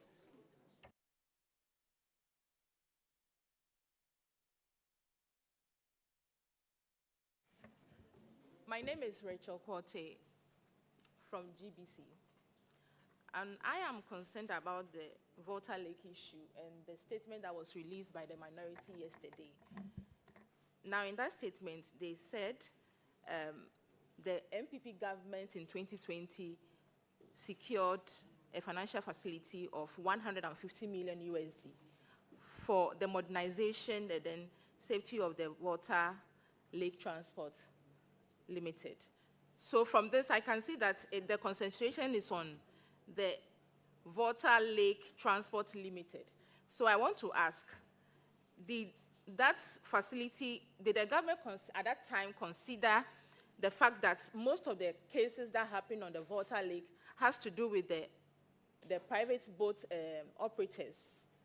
And then, if so, how is the larger plan of using that 150 million USD going to affect the businesses or the safety of the water lake when it's being used mostly by the individual boat operators? Secondly, I want to also ask of the Majority Leader about their reaction to this statement made yesterday by the minority. If they really have access to that financial facility as claimed by the minority. Thank you. Very much. My name is Ohinam Ponsa, and I work for Adum FM and Adum TV. Really, my concern has to do with the fight against Galamsey. When NDC is in government, what it says is different, and when MPP is also in government, what it says is different. I'm asking NDC and MPP leaders in Parliament, are we not romancing the issues and toiling with Ghanaians' heads over the fight against Galamsey? When are we going to see the fight against Galamsey in real situation where we know that we are improving? That is my first question. My second question has to do with prosecution of former appointees. Is it not right that when a suspect has an issue, the government or the prosecutorial power will have to make sure that such person is sent to the court for the court to determine really what the situation is, rather than criminalizing those suspects really in public domain and before we get to the court to actually determine the substantive matter or whatever is against such a suspect? Are we not setting bad precedent going forward? My question is that we are prosecuting former appointees in the public domain before such persons are hauled before competent court of jurisdiction. And my point really is that why don't we do the other way around, rather than coming to the public and saying all manner of things and raising all manner of issues on them before we actually go to court to go and really investigate, or for the court to determine or otherwise what the accusations had been. Finally, this one goes to the leader of government business. Leader, through 2002 till now, we have had learning channel that belonged to GTV, which was used as a safeguard to help the young learners to learn, which Parliament has gone or picked that channel, and now that channel is not being used to teach the kids. Was it difficult for Parliament to really get a channel rather than closing down the learning channel and using same for parliamentary assignment? Thank you. We'll end the question time with Felix. Yeah, Leader. My name is Felix. Yeah, I work with Express News. First of all, Leader, I want to know from you, you made mention that the government intend going into the 1D, 1F, where tax waivers were granted, you want to do some audits form of. Can you clarify as to in which way this audit will take place, and whether this government will not grant tax waivers to factories? And then second, we heard in the news that the government intends introducing a bill for legal education reforms. May we know whether that bill has been brought to Parliament or on its way coming? Thank you.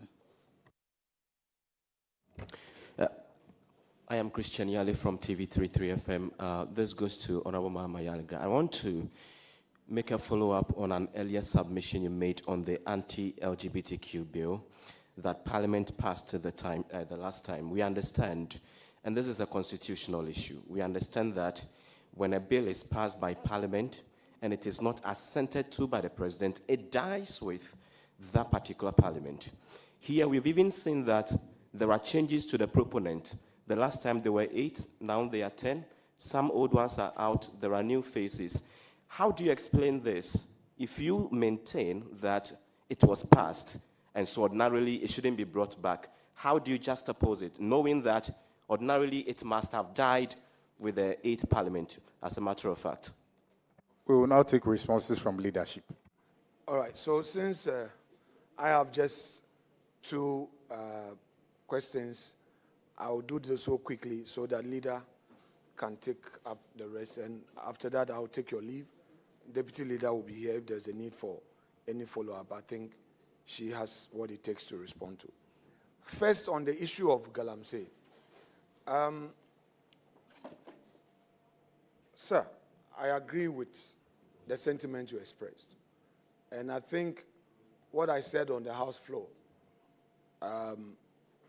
echoes my own position on this Galamsey. Somewhere 2015,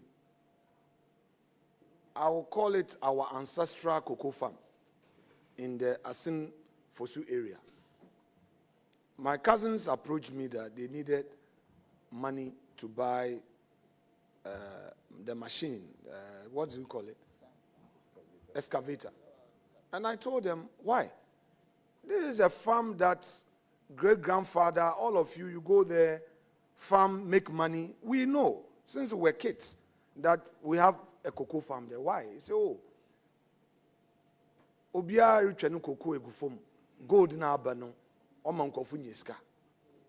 I'm just quoting them. I felt very sad. Not too long after that, Honorable Setekwe, at a finance committee hearing, lamented how Galamsey was affecting cocoa production.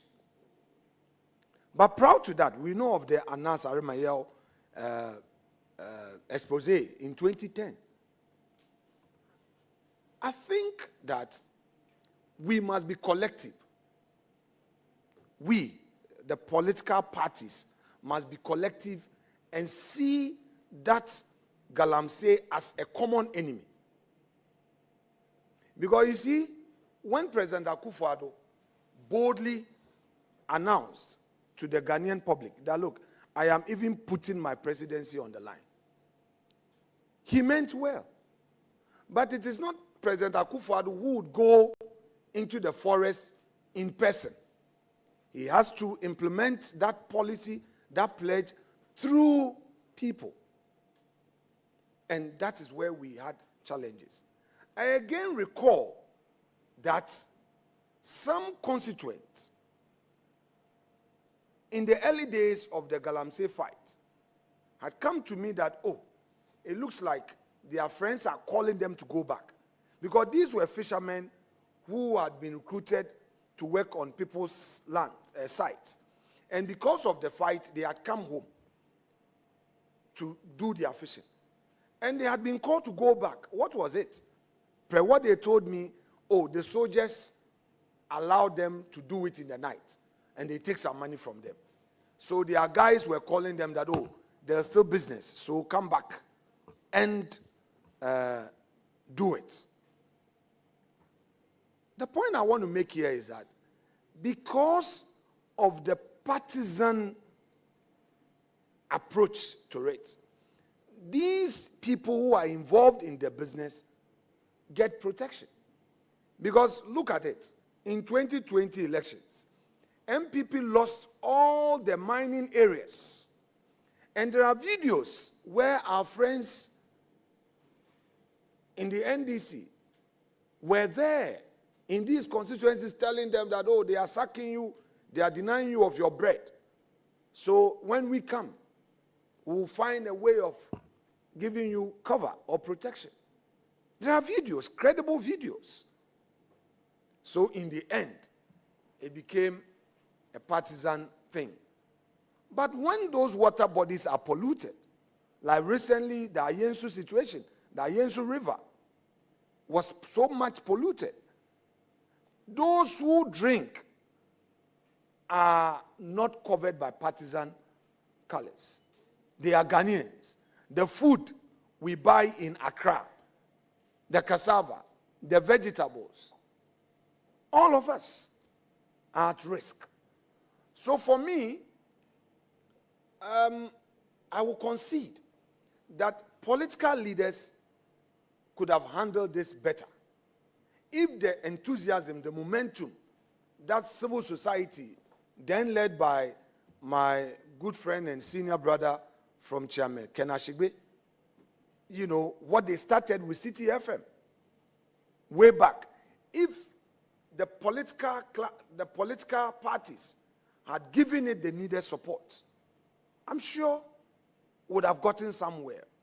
So, unto my friends, I give them my word as a leader of the minority in parliament. I'm ready to support them if they themselves are more than ready to confront the issue head on. So far, because they seem to be benefiting from this gold board is buying gold, you know, these same galamseyers are selling to the gold board. Is there any mechanism to determine which gold is coming from the right source? And because the money is coming for them to stabilize the economy, stabilize the city, they are pretending, you know, that they don't know the sources of much of the gold that they are getting. But if we are ready, they are ready, because they have the government now. They have the authority of states. If they are ready, trust me, outside in parliament, I would lead my colleagues to support government to deal with this, because Galamsey is affecting my constituency. Though my constituents are not involved in Galamsey, the water we drink come from upstream, all the way from the eastern region. Ayensu, we know where Ayensu flows from, all the way and ends in in Winneba. So that's one thing. On the second issue of whether or not Parliament is broke, I'm sorry. As for that, I'm unable to answer. I will rely on the public statement that was issued by Mr. Speaker to explain why Parliament could not reconvene. He said, quote, circumstances beyond my control, end quote. So I don't have any other answer. Leader of Government Business is here. If he has some other information, he may share. But I would want to rely on what Mr. Speaker himself put out as a reason for not being able to get Parliament to reconvene. As to being broke and all that, they are your words. I don't know about it. So, colleagues, thank you for indulging me. Leader, I don't leave here out of disrespect. Bear with me. I have a pre-arranged meeting. I need to leave. I leave you with two able, your own mother is here. Don't bully her. Don't bully your mother. Don't bully your mother. And then your junior brother Jerry is here. Or you will leave for the two deputies. Yes, I think so. Or what do you think? Let's vote on this. The two leaders can leave. Then the deputies can. The monkeys play by sizes. I'm not too comfortable leaving my mother in your hands. So let's go.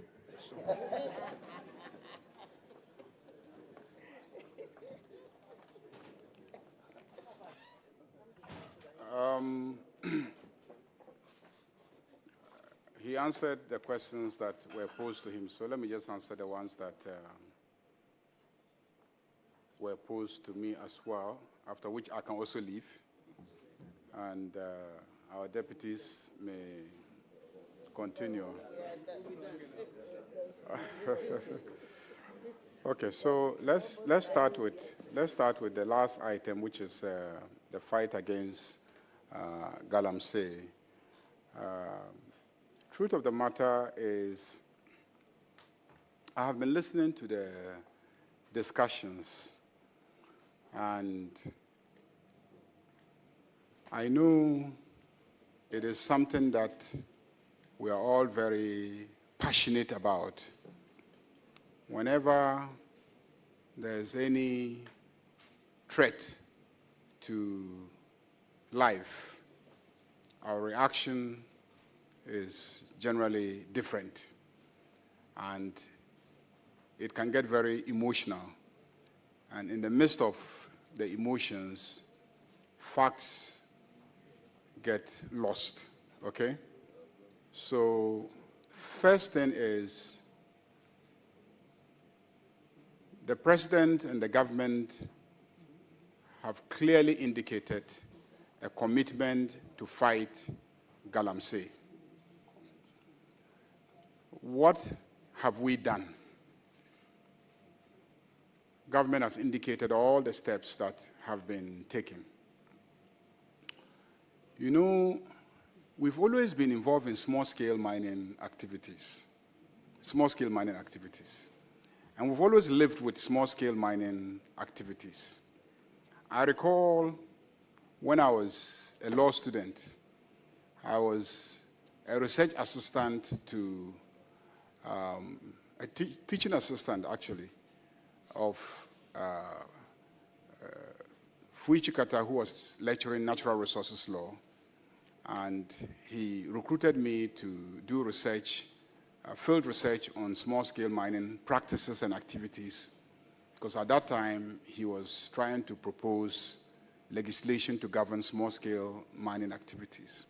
We're talking about 26, 27 years ago.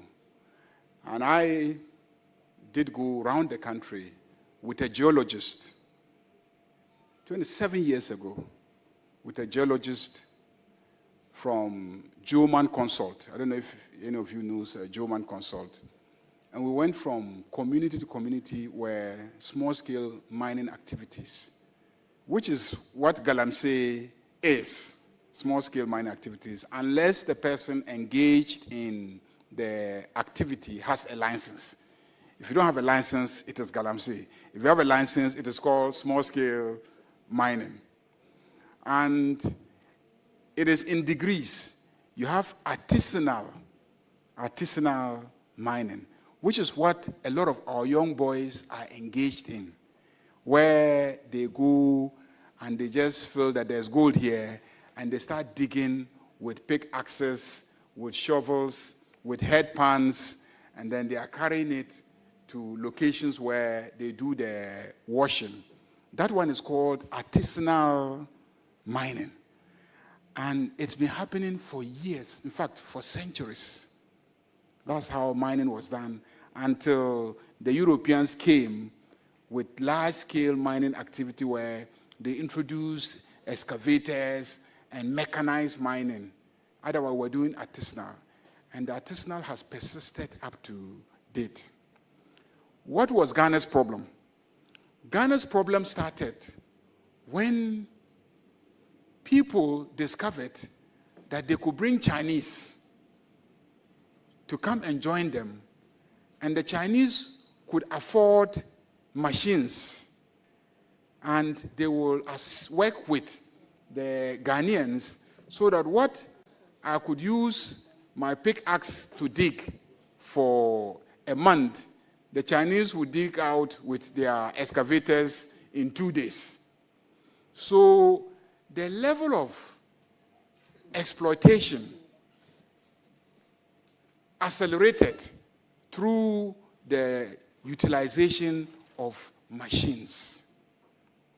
So the movement from artisanal hand digging by our young people who are unemployed and think that if they dig and get something, they can also sustain themselves. The movement from there to the use of excavators and dozers is what really became our problem. That was the real issue, because the scale just got huge within a very short period of time. So this government took a decision that we have to deal with that part of the problem. Hence the decision that we will seize every equipment that we find to stop that rapid, deterioration that is happening. And as at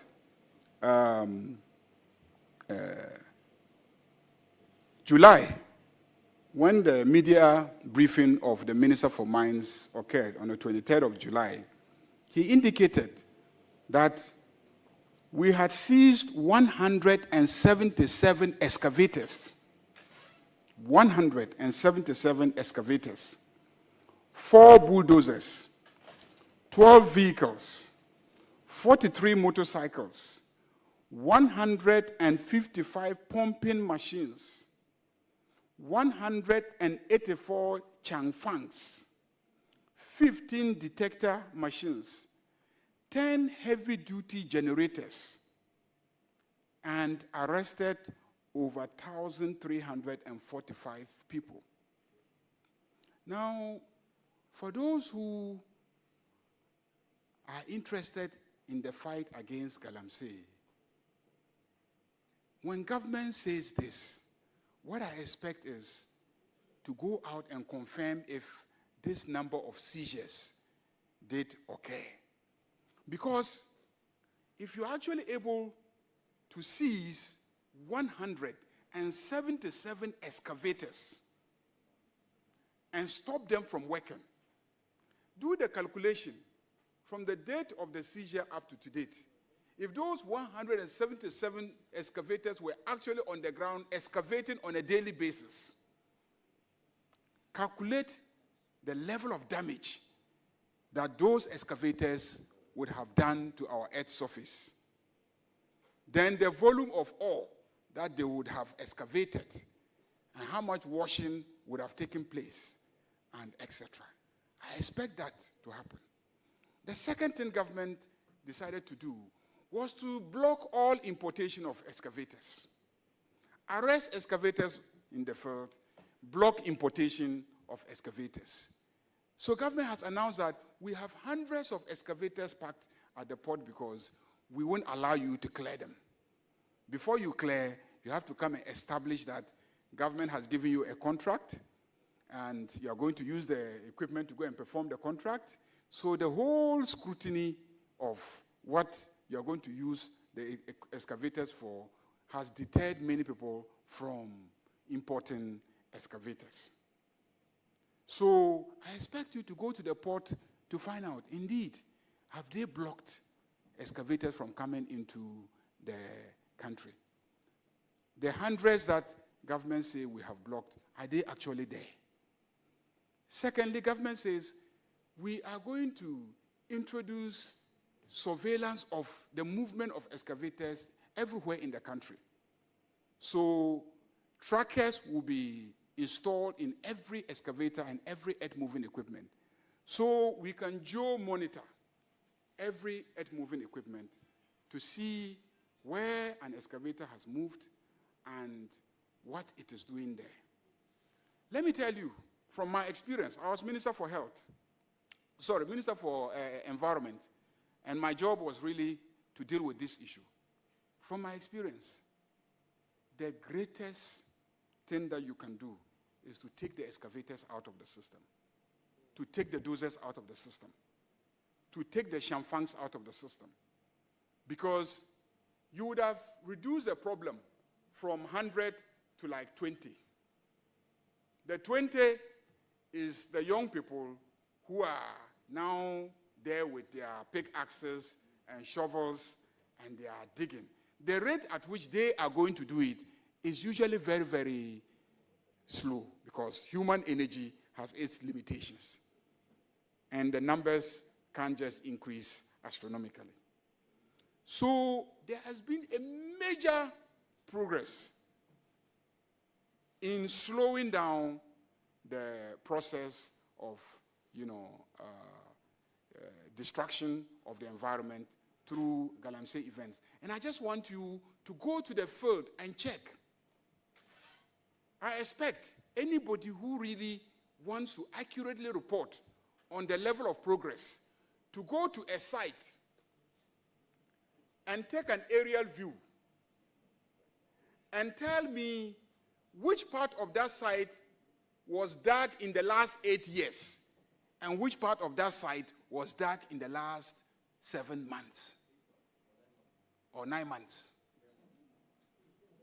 Are you getting the point? Because when you are driving and you see destruction, you might think it happened yesterday. Yeah, you might think it happened yesterday. But it is digging that has taken place for maybe 10 years. Digging that has taken place over 10 years. I'm being very honest. You know me, I speak freely. And nobody can stop me from speaking my mind.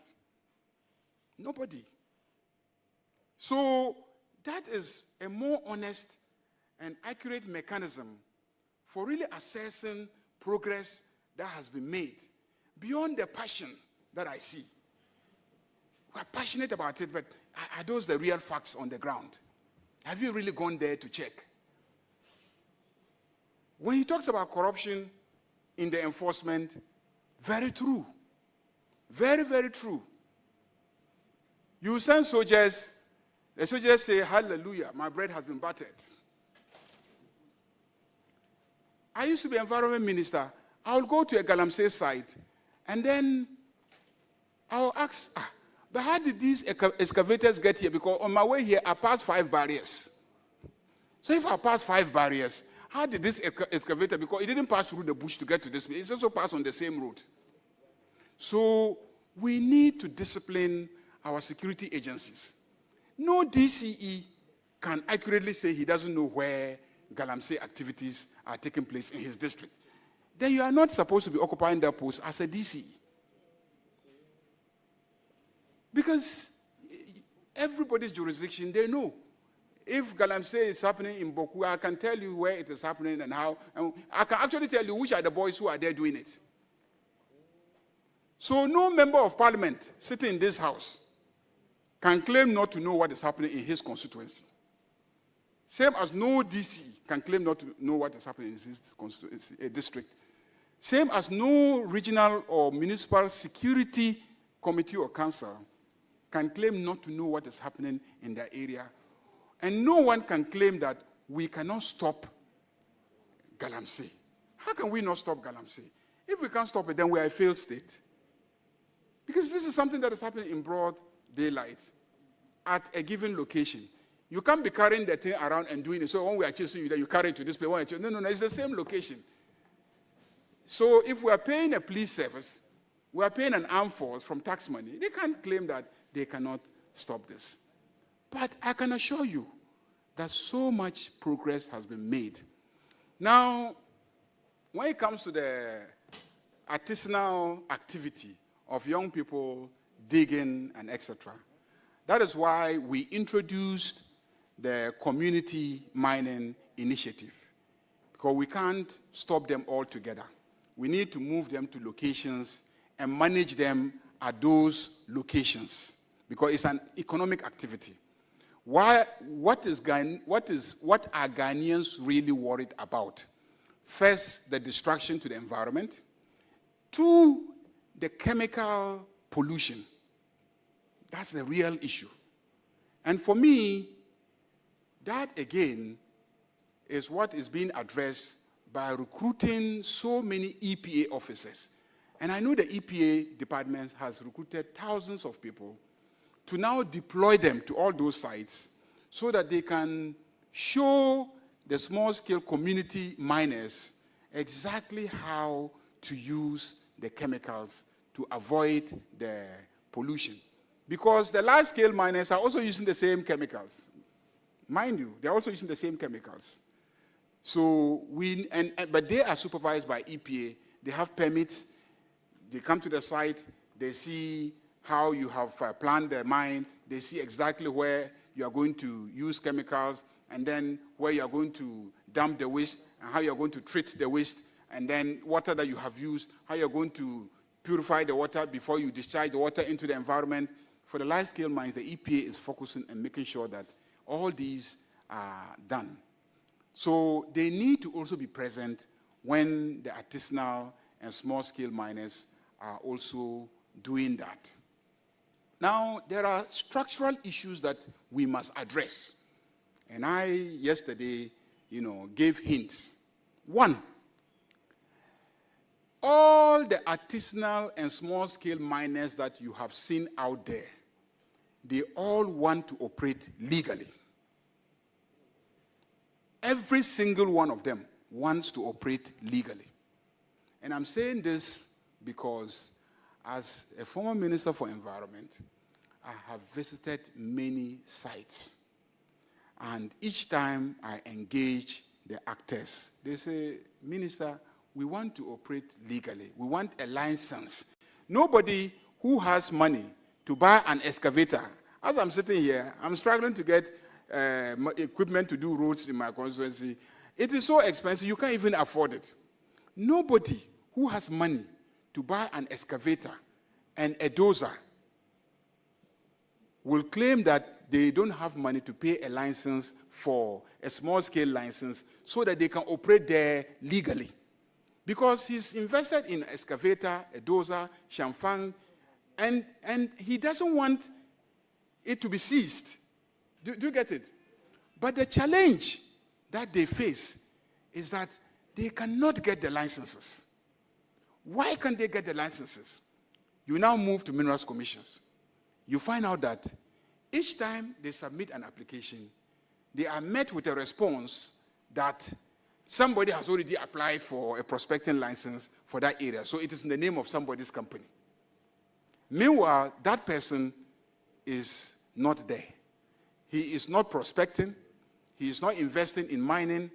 And so there's no job opportunity for the young people. So the first thing that we have to do, which I have promised to do, and which I actually hinted yesterday in my speech, is that we are going to call on the Minerals Commission to bring all the records of prospecting licenses. Let's see. Because each prospecting license depends on the size. Some of them are very small, but most of them are large, and they cover like 150 square kilometers, 77 square kilometers, 100 square kilometers. And people have plotted all these areas across the country in names that you cannot really establish who the names are. And then when these young people go to them, so give us a small space for us to do community mining, they say, oh, the place is clocked. Somebody has registered it as prospecting license. Some people have gone as far as plotting those places that they are very convinced have gold, and they have actually gone ahead to pay and obtain mining leases, and are keeping it for years. And every year they just go there, and then they pay the renewal, but they will not go there and invest in the mining. When the young people go and say, give us a small-scale license so that let's do it properly here, they are told that, oh, the mining lease, it belongs to somebody, so you can't get it. He looks around, he doesn't see anybody. He will start digging.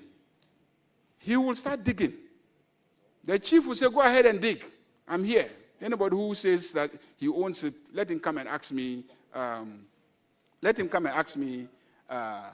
whatever question he has to ask. So people are accusing the chiefs. No, but the chiefs are sitting there. You have plotted the place. You have given it out to some ghost name. His children are sitting there unemployed. Your investor has not come to do large-scale mining so that he can get jobs for them and then livelihood opportunities for them. And then you are telling him that he should stop the children from digging. How is he going to stop them from digging? How else do you want them to live? So we must hold the Minerals Commission accountable. And then we must hold the EPA also accountable. EPA, and I used to head Ministry of Environment, and I know that if you don't present a license, even if they are sitting there, you are digging in front of them, they will say they have no right to interfere because you don't have a license. Even if they can come and guide you and say, look, you don't handle the mercury this way, you don't do it this way, you don't grind it this other way, that person would think they are being complicit in an illegality by going there to guide an illegal operator how he should carry out the activity in an environmentally, proper manner. So we need to address that issue as well, in addition to all the other efforts that government will put in place. I wish Minority Leader were here. He just said that he swears and he's ready to support, government to fight against Galamsey.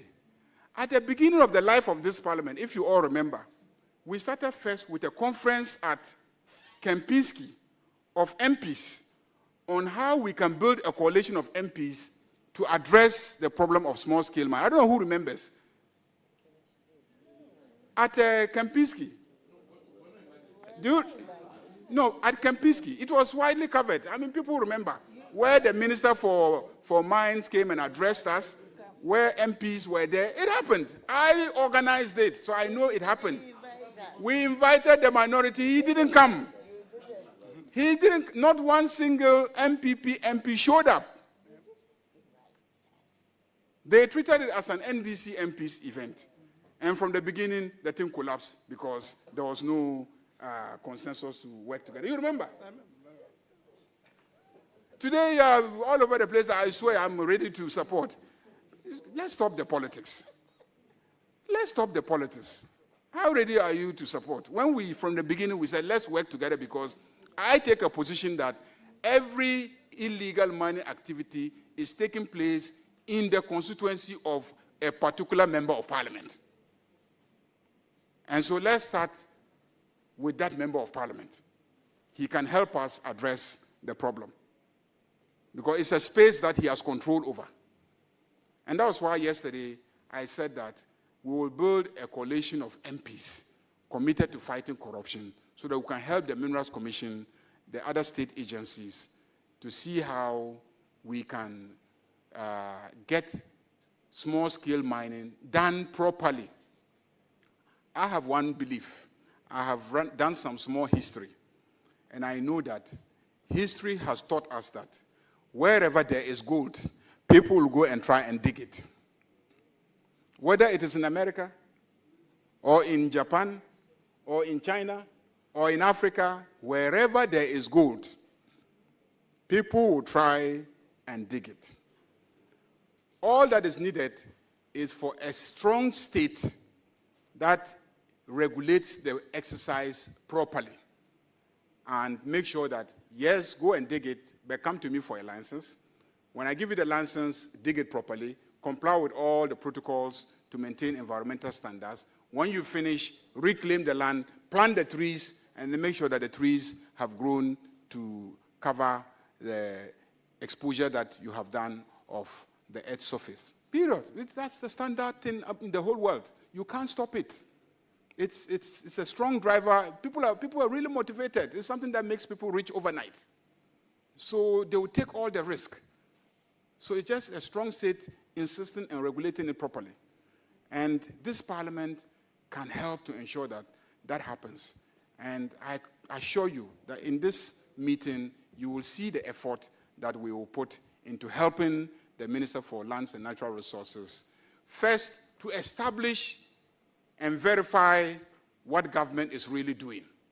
So we'll send teams out there to go and verify and establish and come and we'll present it and debate it on the floor. People will see that really there's been progress. And then the challenges they are facing in actually stopping it, we will work with them and use the goodwill of the MPs and their social capital within their constituencies to engage the youth and stop it. So I thank you very much for raising that issue. You raised the issue of, there was a question about anti-LGBT legislation. What was the question again? I wrote anti-LGBT, but... So I was making a follow-up to what you said, that it was passed. Yeah. So you don't see why it should be brought back to be considered. And I'm asking that we know that when a bill is passed and it is not assented to, it dies with the life of a certain parliament. In this case, the last parliament passed it. It wasn't passed. This is the 9th parliament. We've even seen more proponents thereafter. How do you explain what you meant by you don't see why it is brought back because it was passed? What do you mean by it was passed, so it should be considered? And again, leader, you supervise the business committee, so how did it feature on the order paper if you claim you were not aware? Yeah, I did. I was at business committee. You were at business committee. Was it discussed? No, it wasn't discussed. Apparently, you know, it's our first business committee meeting. And we even met before Parliament commenced sitting. We met the day before. And then the order paper was prepared the following morning. And there was no business before us to be scheduled, to tell you the truth. So that one, I can be honest and open with you. It wasn't discussed. My witnesses are here. You were at business committee meeting? No. He was not there. Okay, but it wasn't discussed. Now, the Constitution says that if a bill is not passed,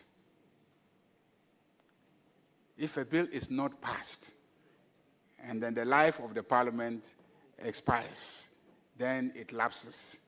But this one was passed. Are you getting the situation? Is that okay? We have passed it. It's left with the assent.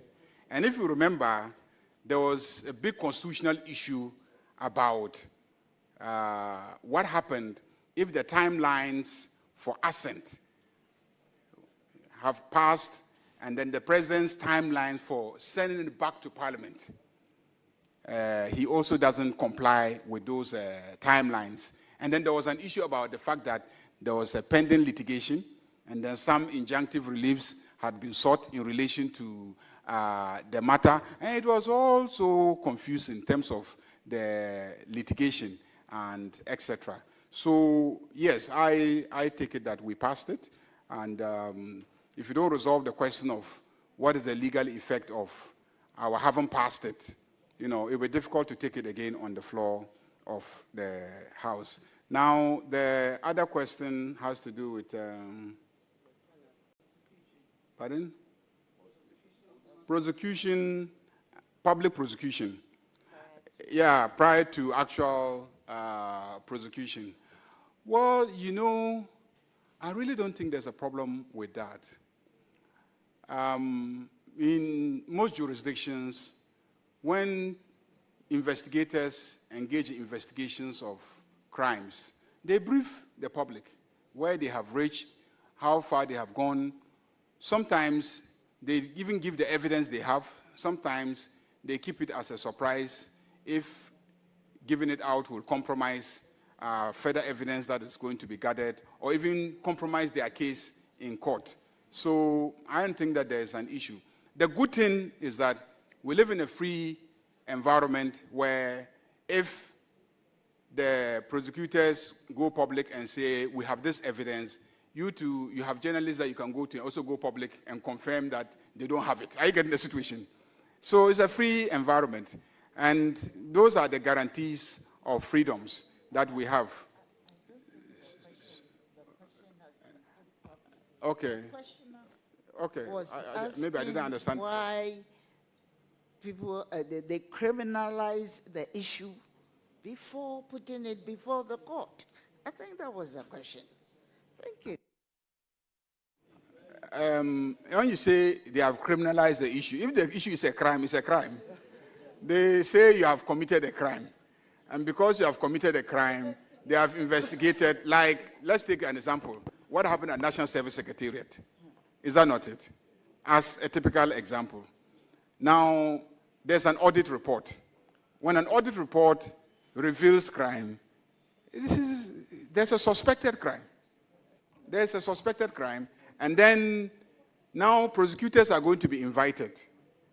The prosecutors are usually concerned about evidence of the crime because when you go to court, you have to prove the crime. You have to prove it. You can say, oh, there's been crime, but how do you prove it? Becomes another challenge. So investigators have to establish the evidence of the crimes. So you normally, conduct your investigation. It's up to you to decide as a prosecutor whether you want to put your evidence out there or not. No law actually stops you. No law stops you before you go to court to actually assemble your evidence and then put it out there that, look, I've got this evidence. This is it. Sign check. This is it. Withdrawal of the money. This is it. Public money entry into your accounts. This is it. Company that you incorporated that, you are a shareholder or you have an interest. This is it. Transfer from government accounts into your account. Free and fair presentation and comments. If it is not true that it is your company, you come and say, this is it, it is not my company, this is it, there was no transfer, this is it, my name is not there, this is it, I didn't take it. Is that not it? And Ghanaians will be watching and listening to both you government that say that you have the evidence and then the accused person who says that he doesn't have the evidence. I think that our jurisprudence may need to develop to a point where if you really don't have the evidence and you malign me and I go to court, sue you for damages, the court should protect me by handing very hefty, compensation to deter future prosecutors from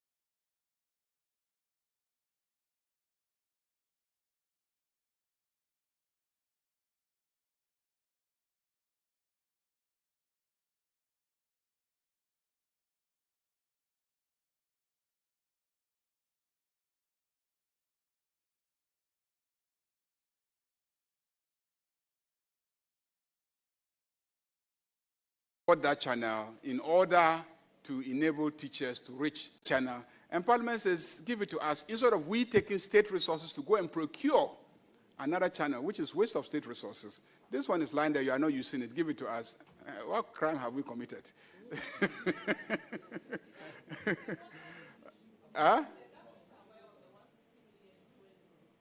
Which? Well, you talk about facilities. There are so many facilities that government has. But because of our commitment to fiscal discipline, is that okay? Those monies are not free. They are loans. So when you take it and disburse it, you are adding to your debt stock. Do you get it? So not just Korean, even the World Bank has given us facilities we are not using. Even this parliament approved them all right, but the government says no. When we draw from it, we are adding to the debt of government. And we are committed to fiscal discipline. We don't want to spend beyond our means. So unless we have money that we are sure we can pay that debt, we're not going to touch that debt. Are you getting the situation? So it's not just the Korean one. There are so many facilities that have been approved in this house, including World Bank and every other, many countries, China, European countries. They've all given us facilities that this house approved, but this government says, no, we won't touch it because we don't want to add to the debt stock. Thank you. We thank leadership and our friends from the Inky fraternity for this engagement. Usman Alasan will close us with a prayer.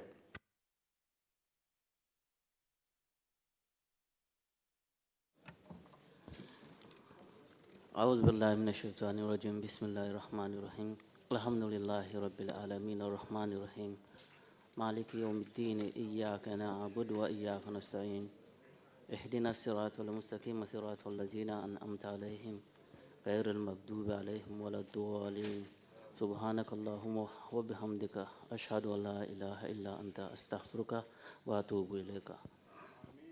Amen. Thank you.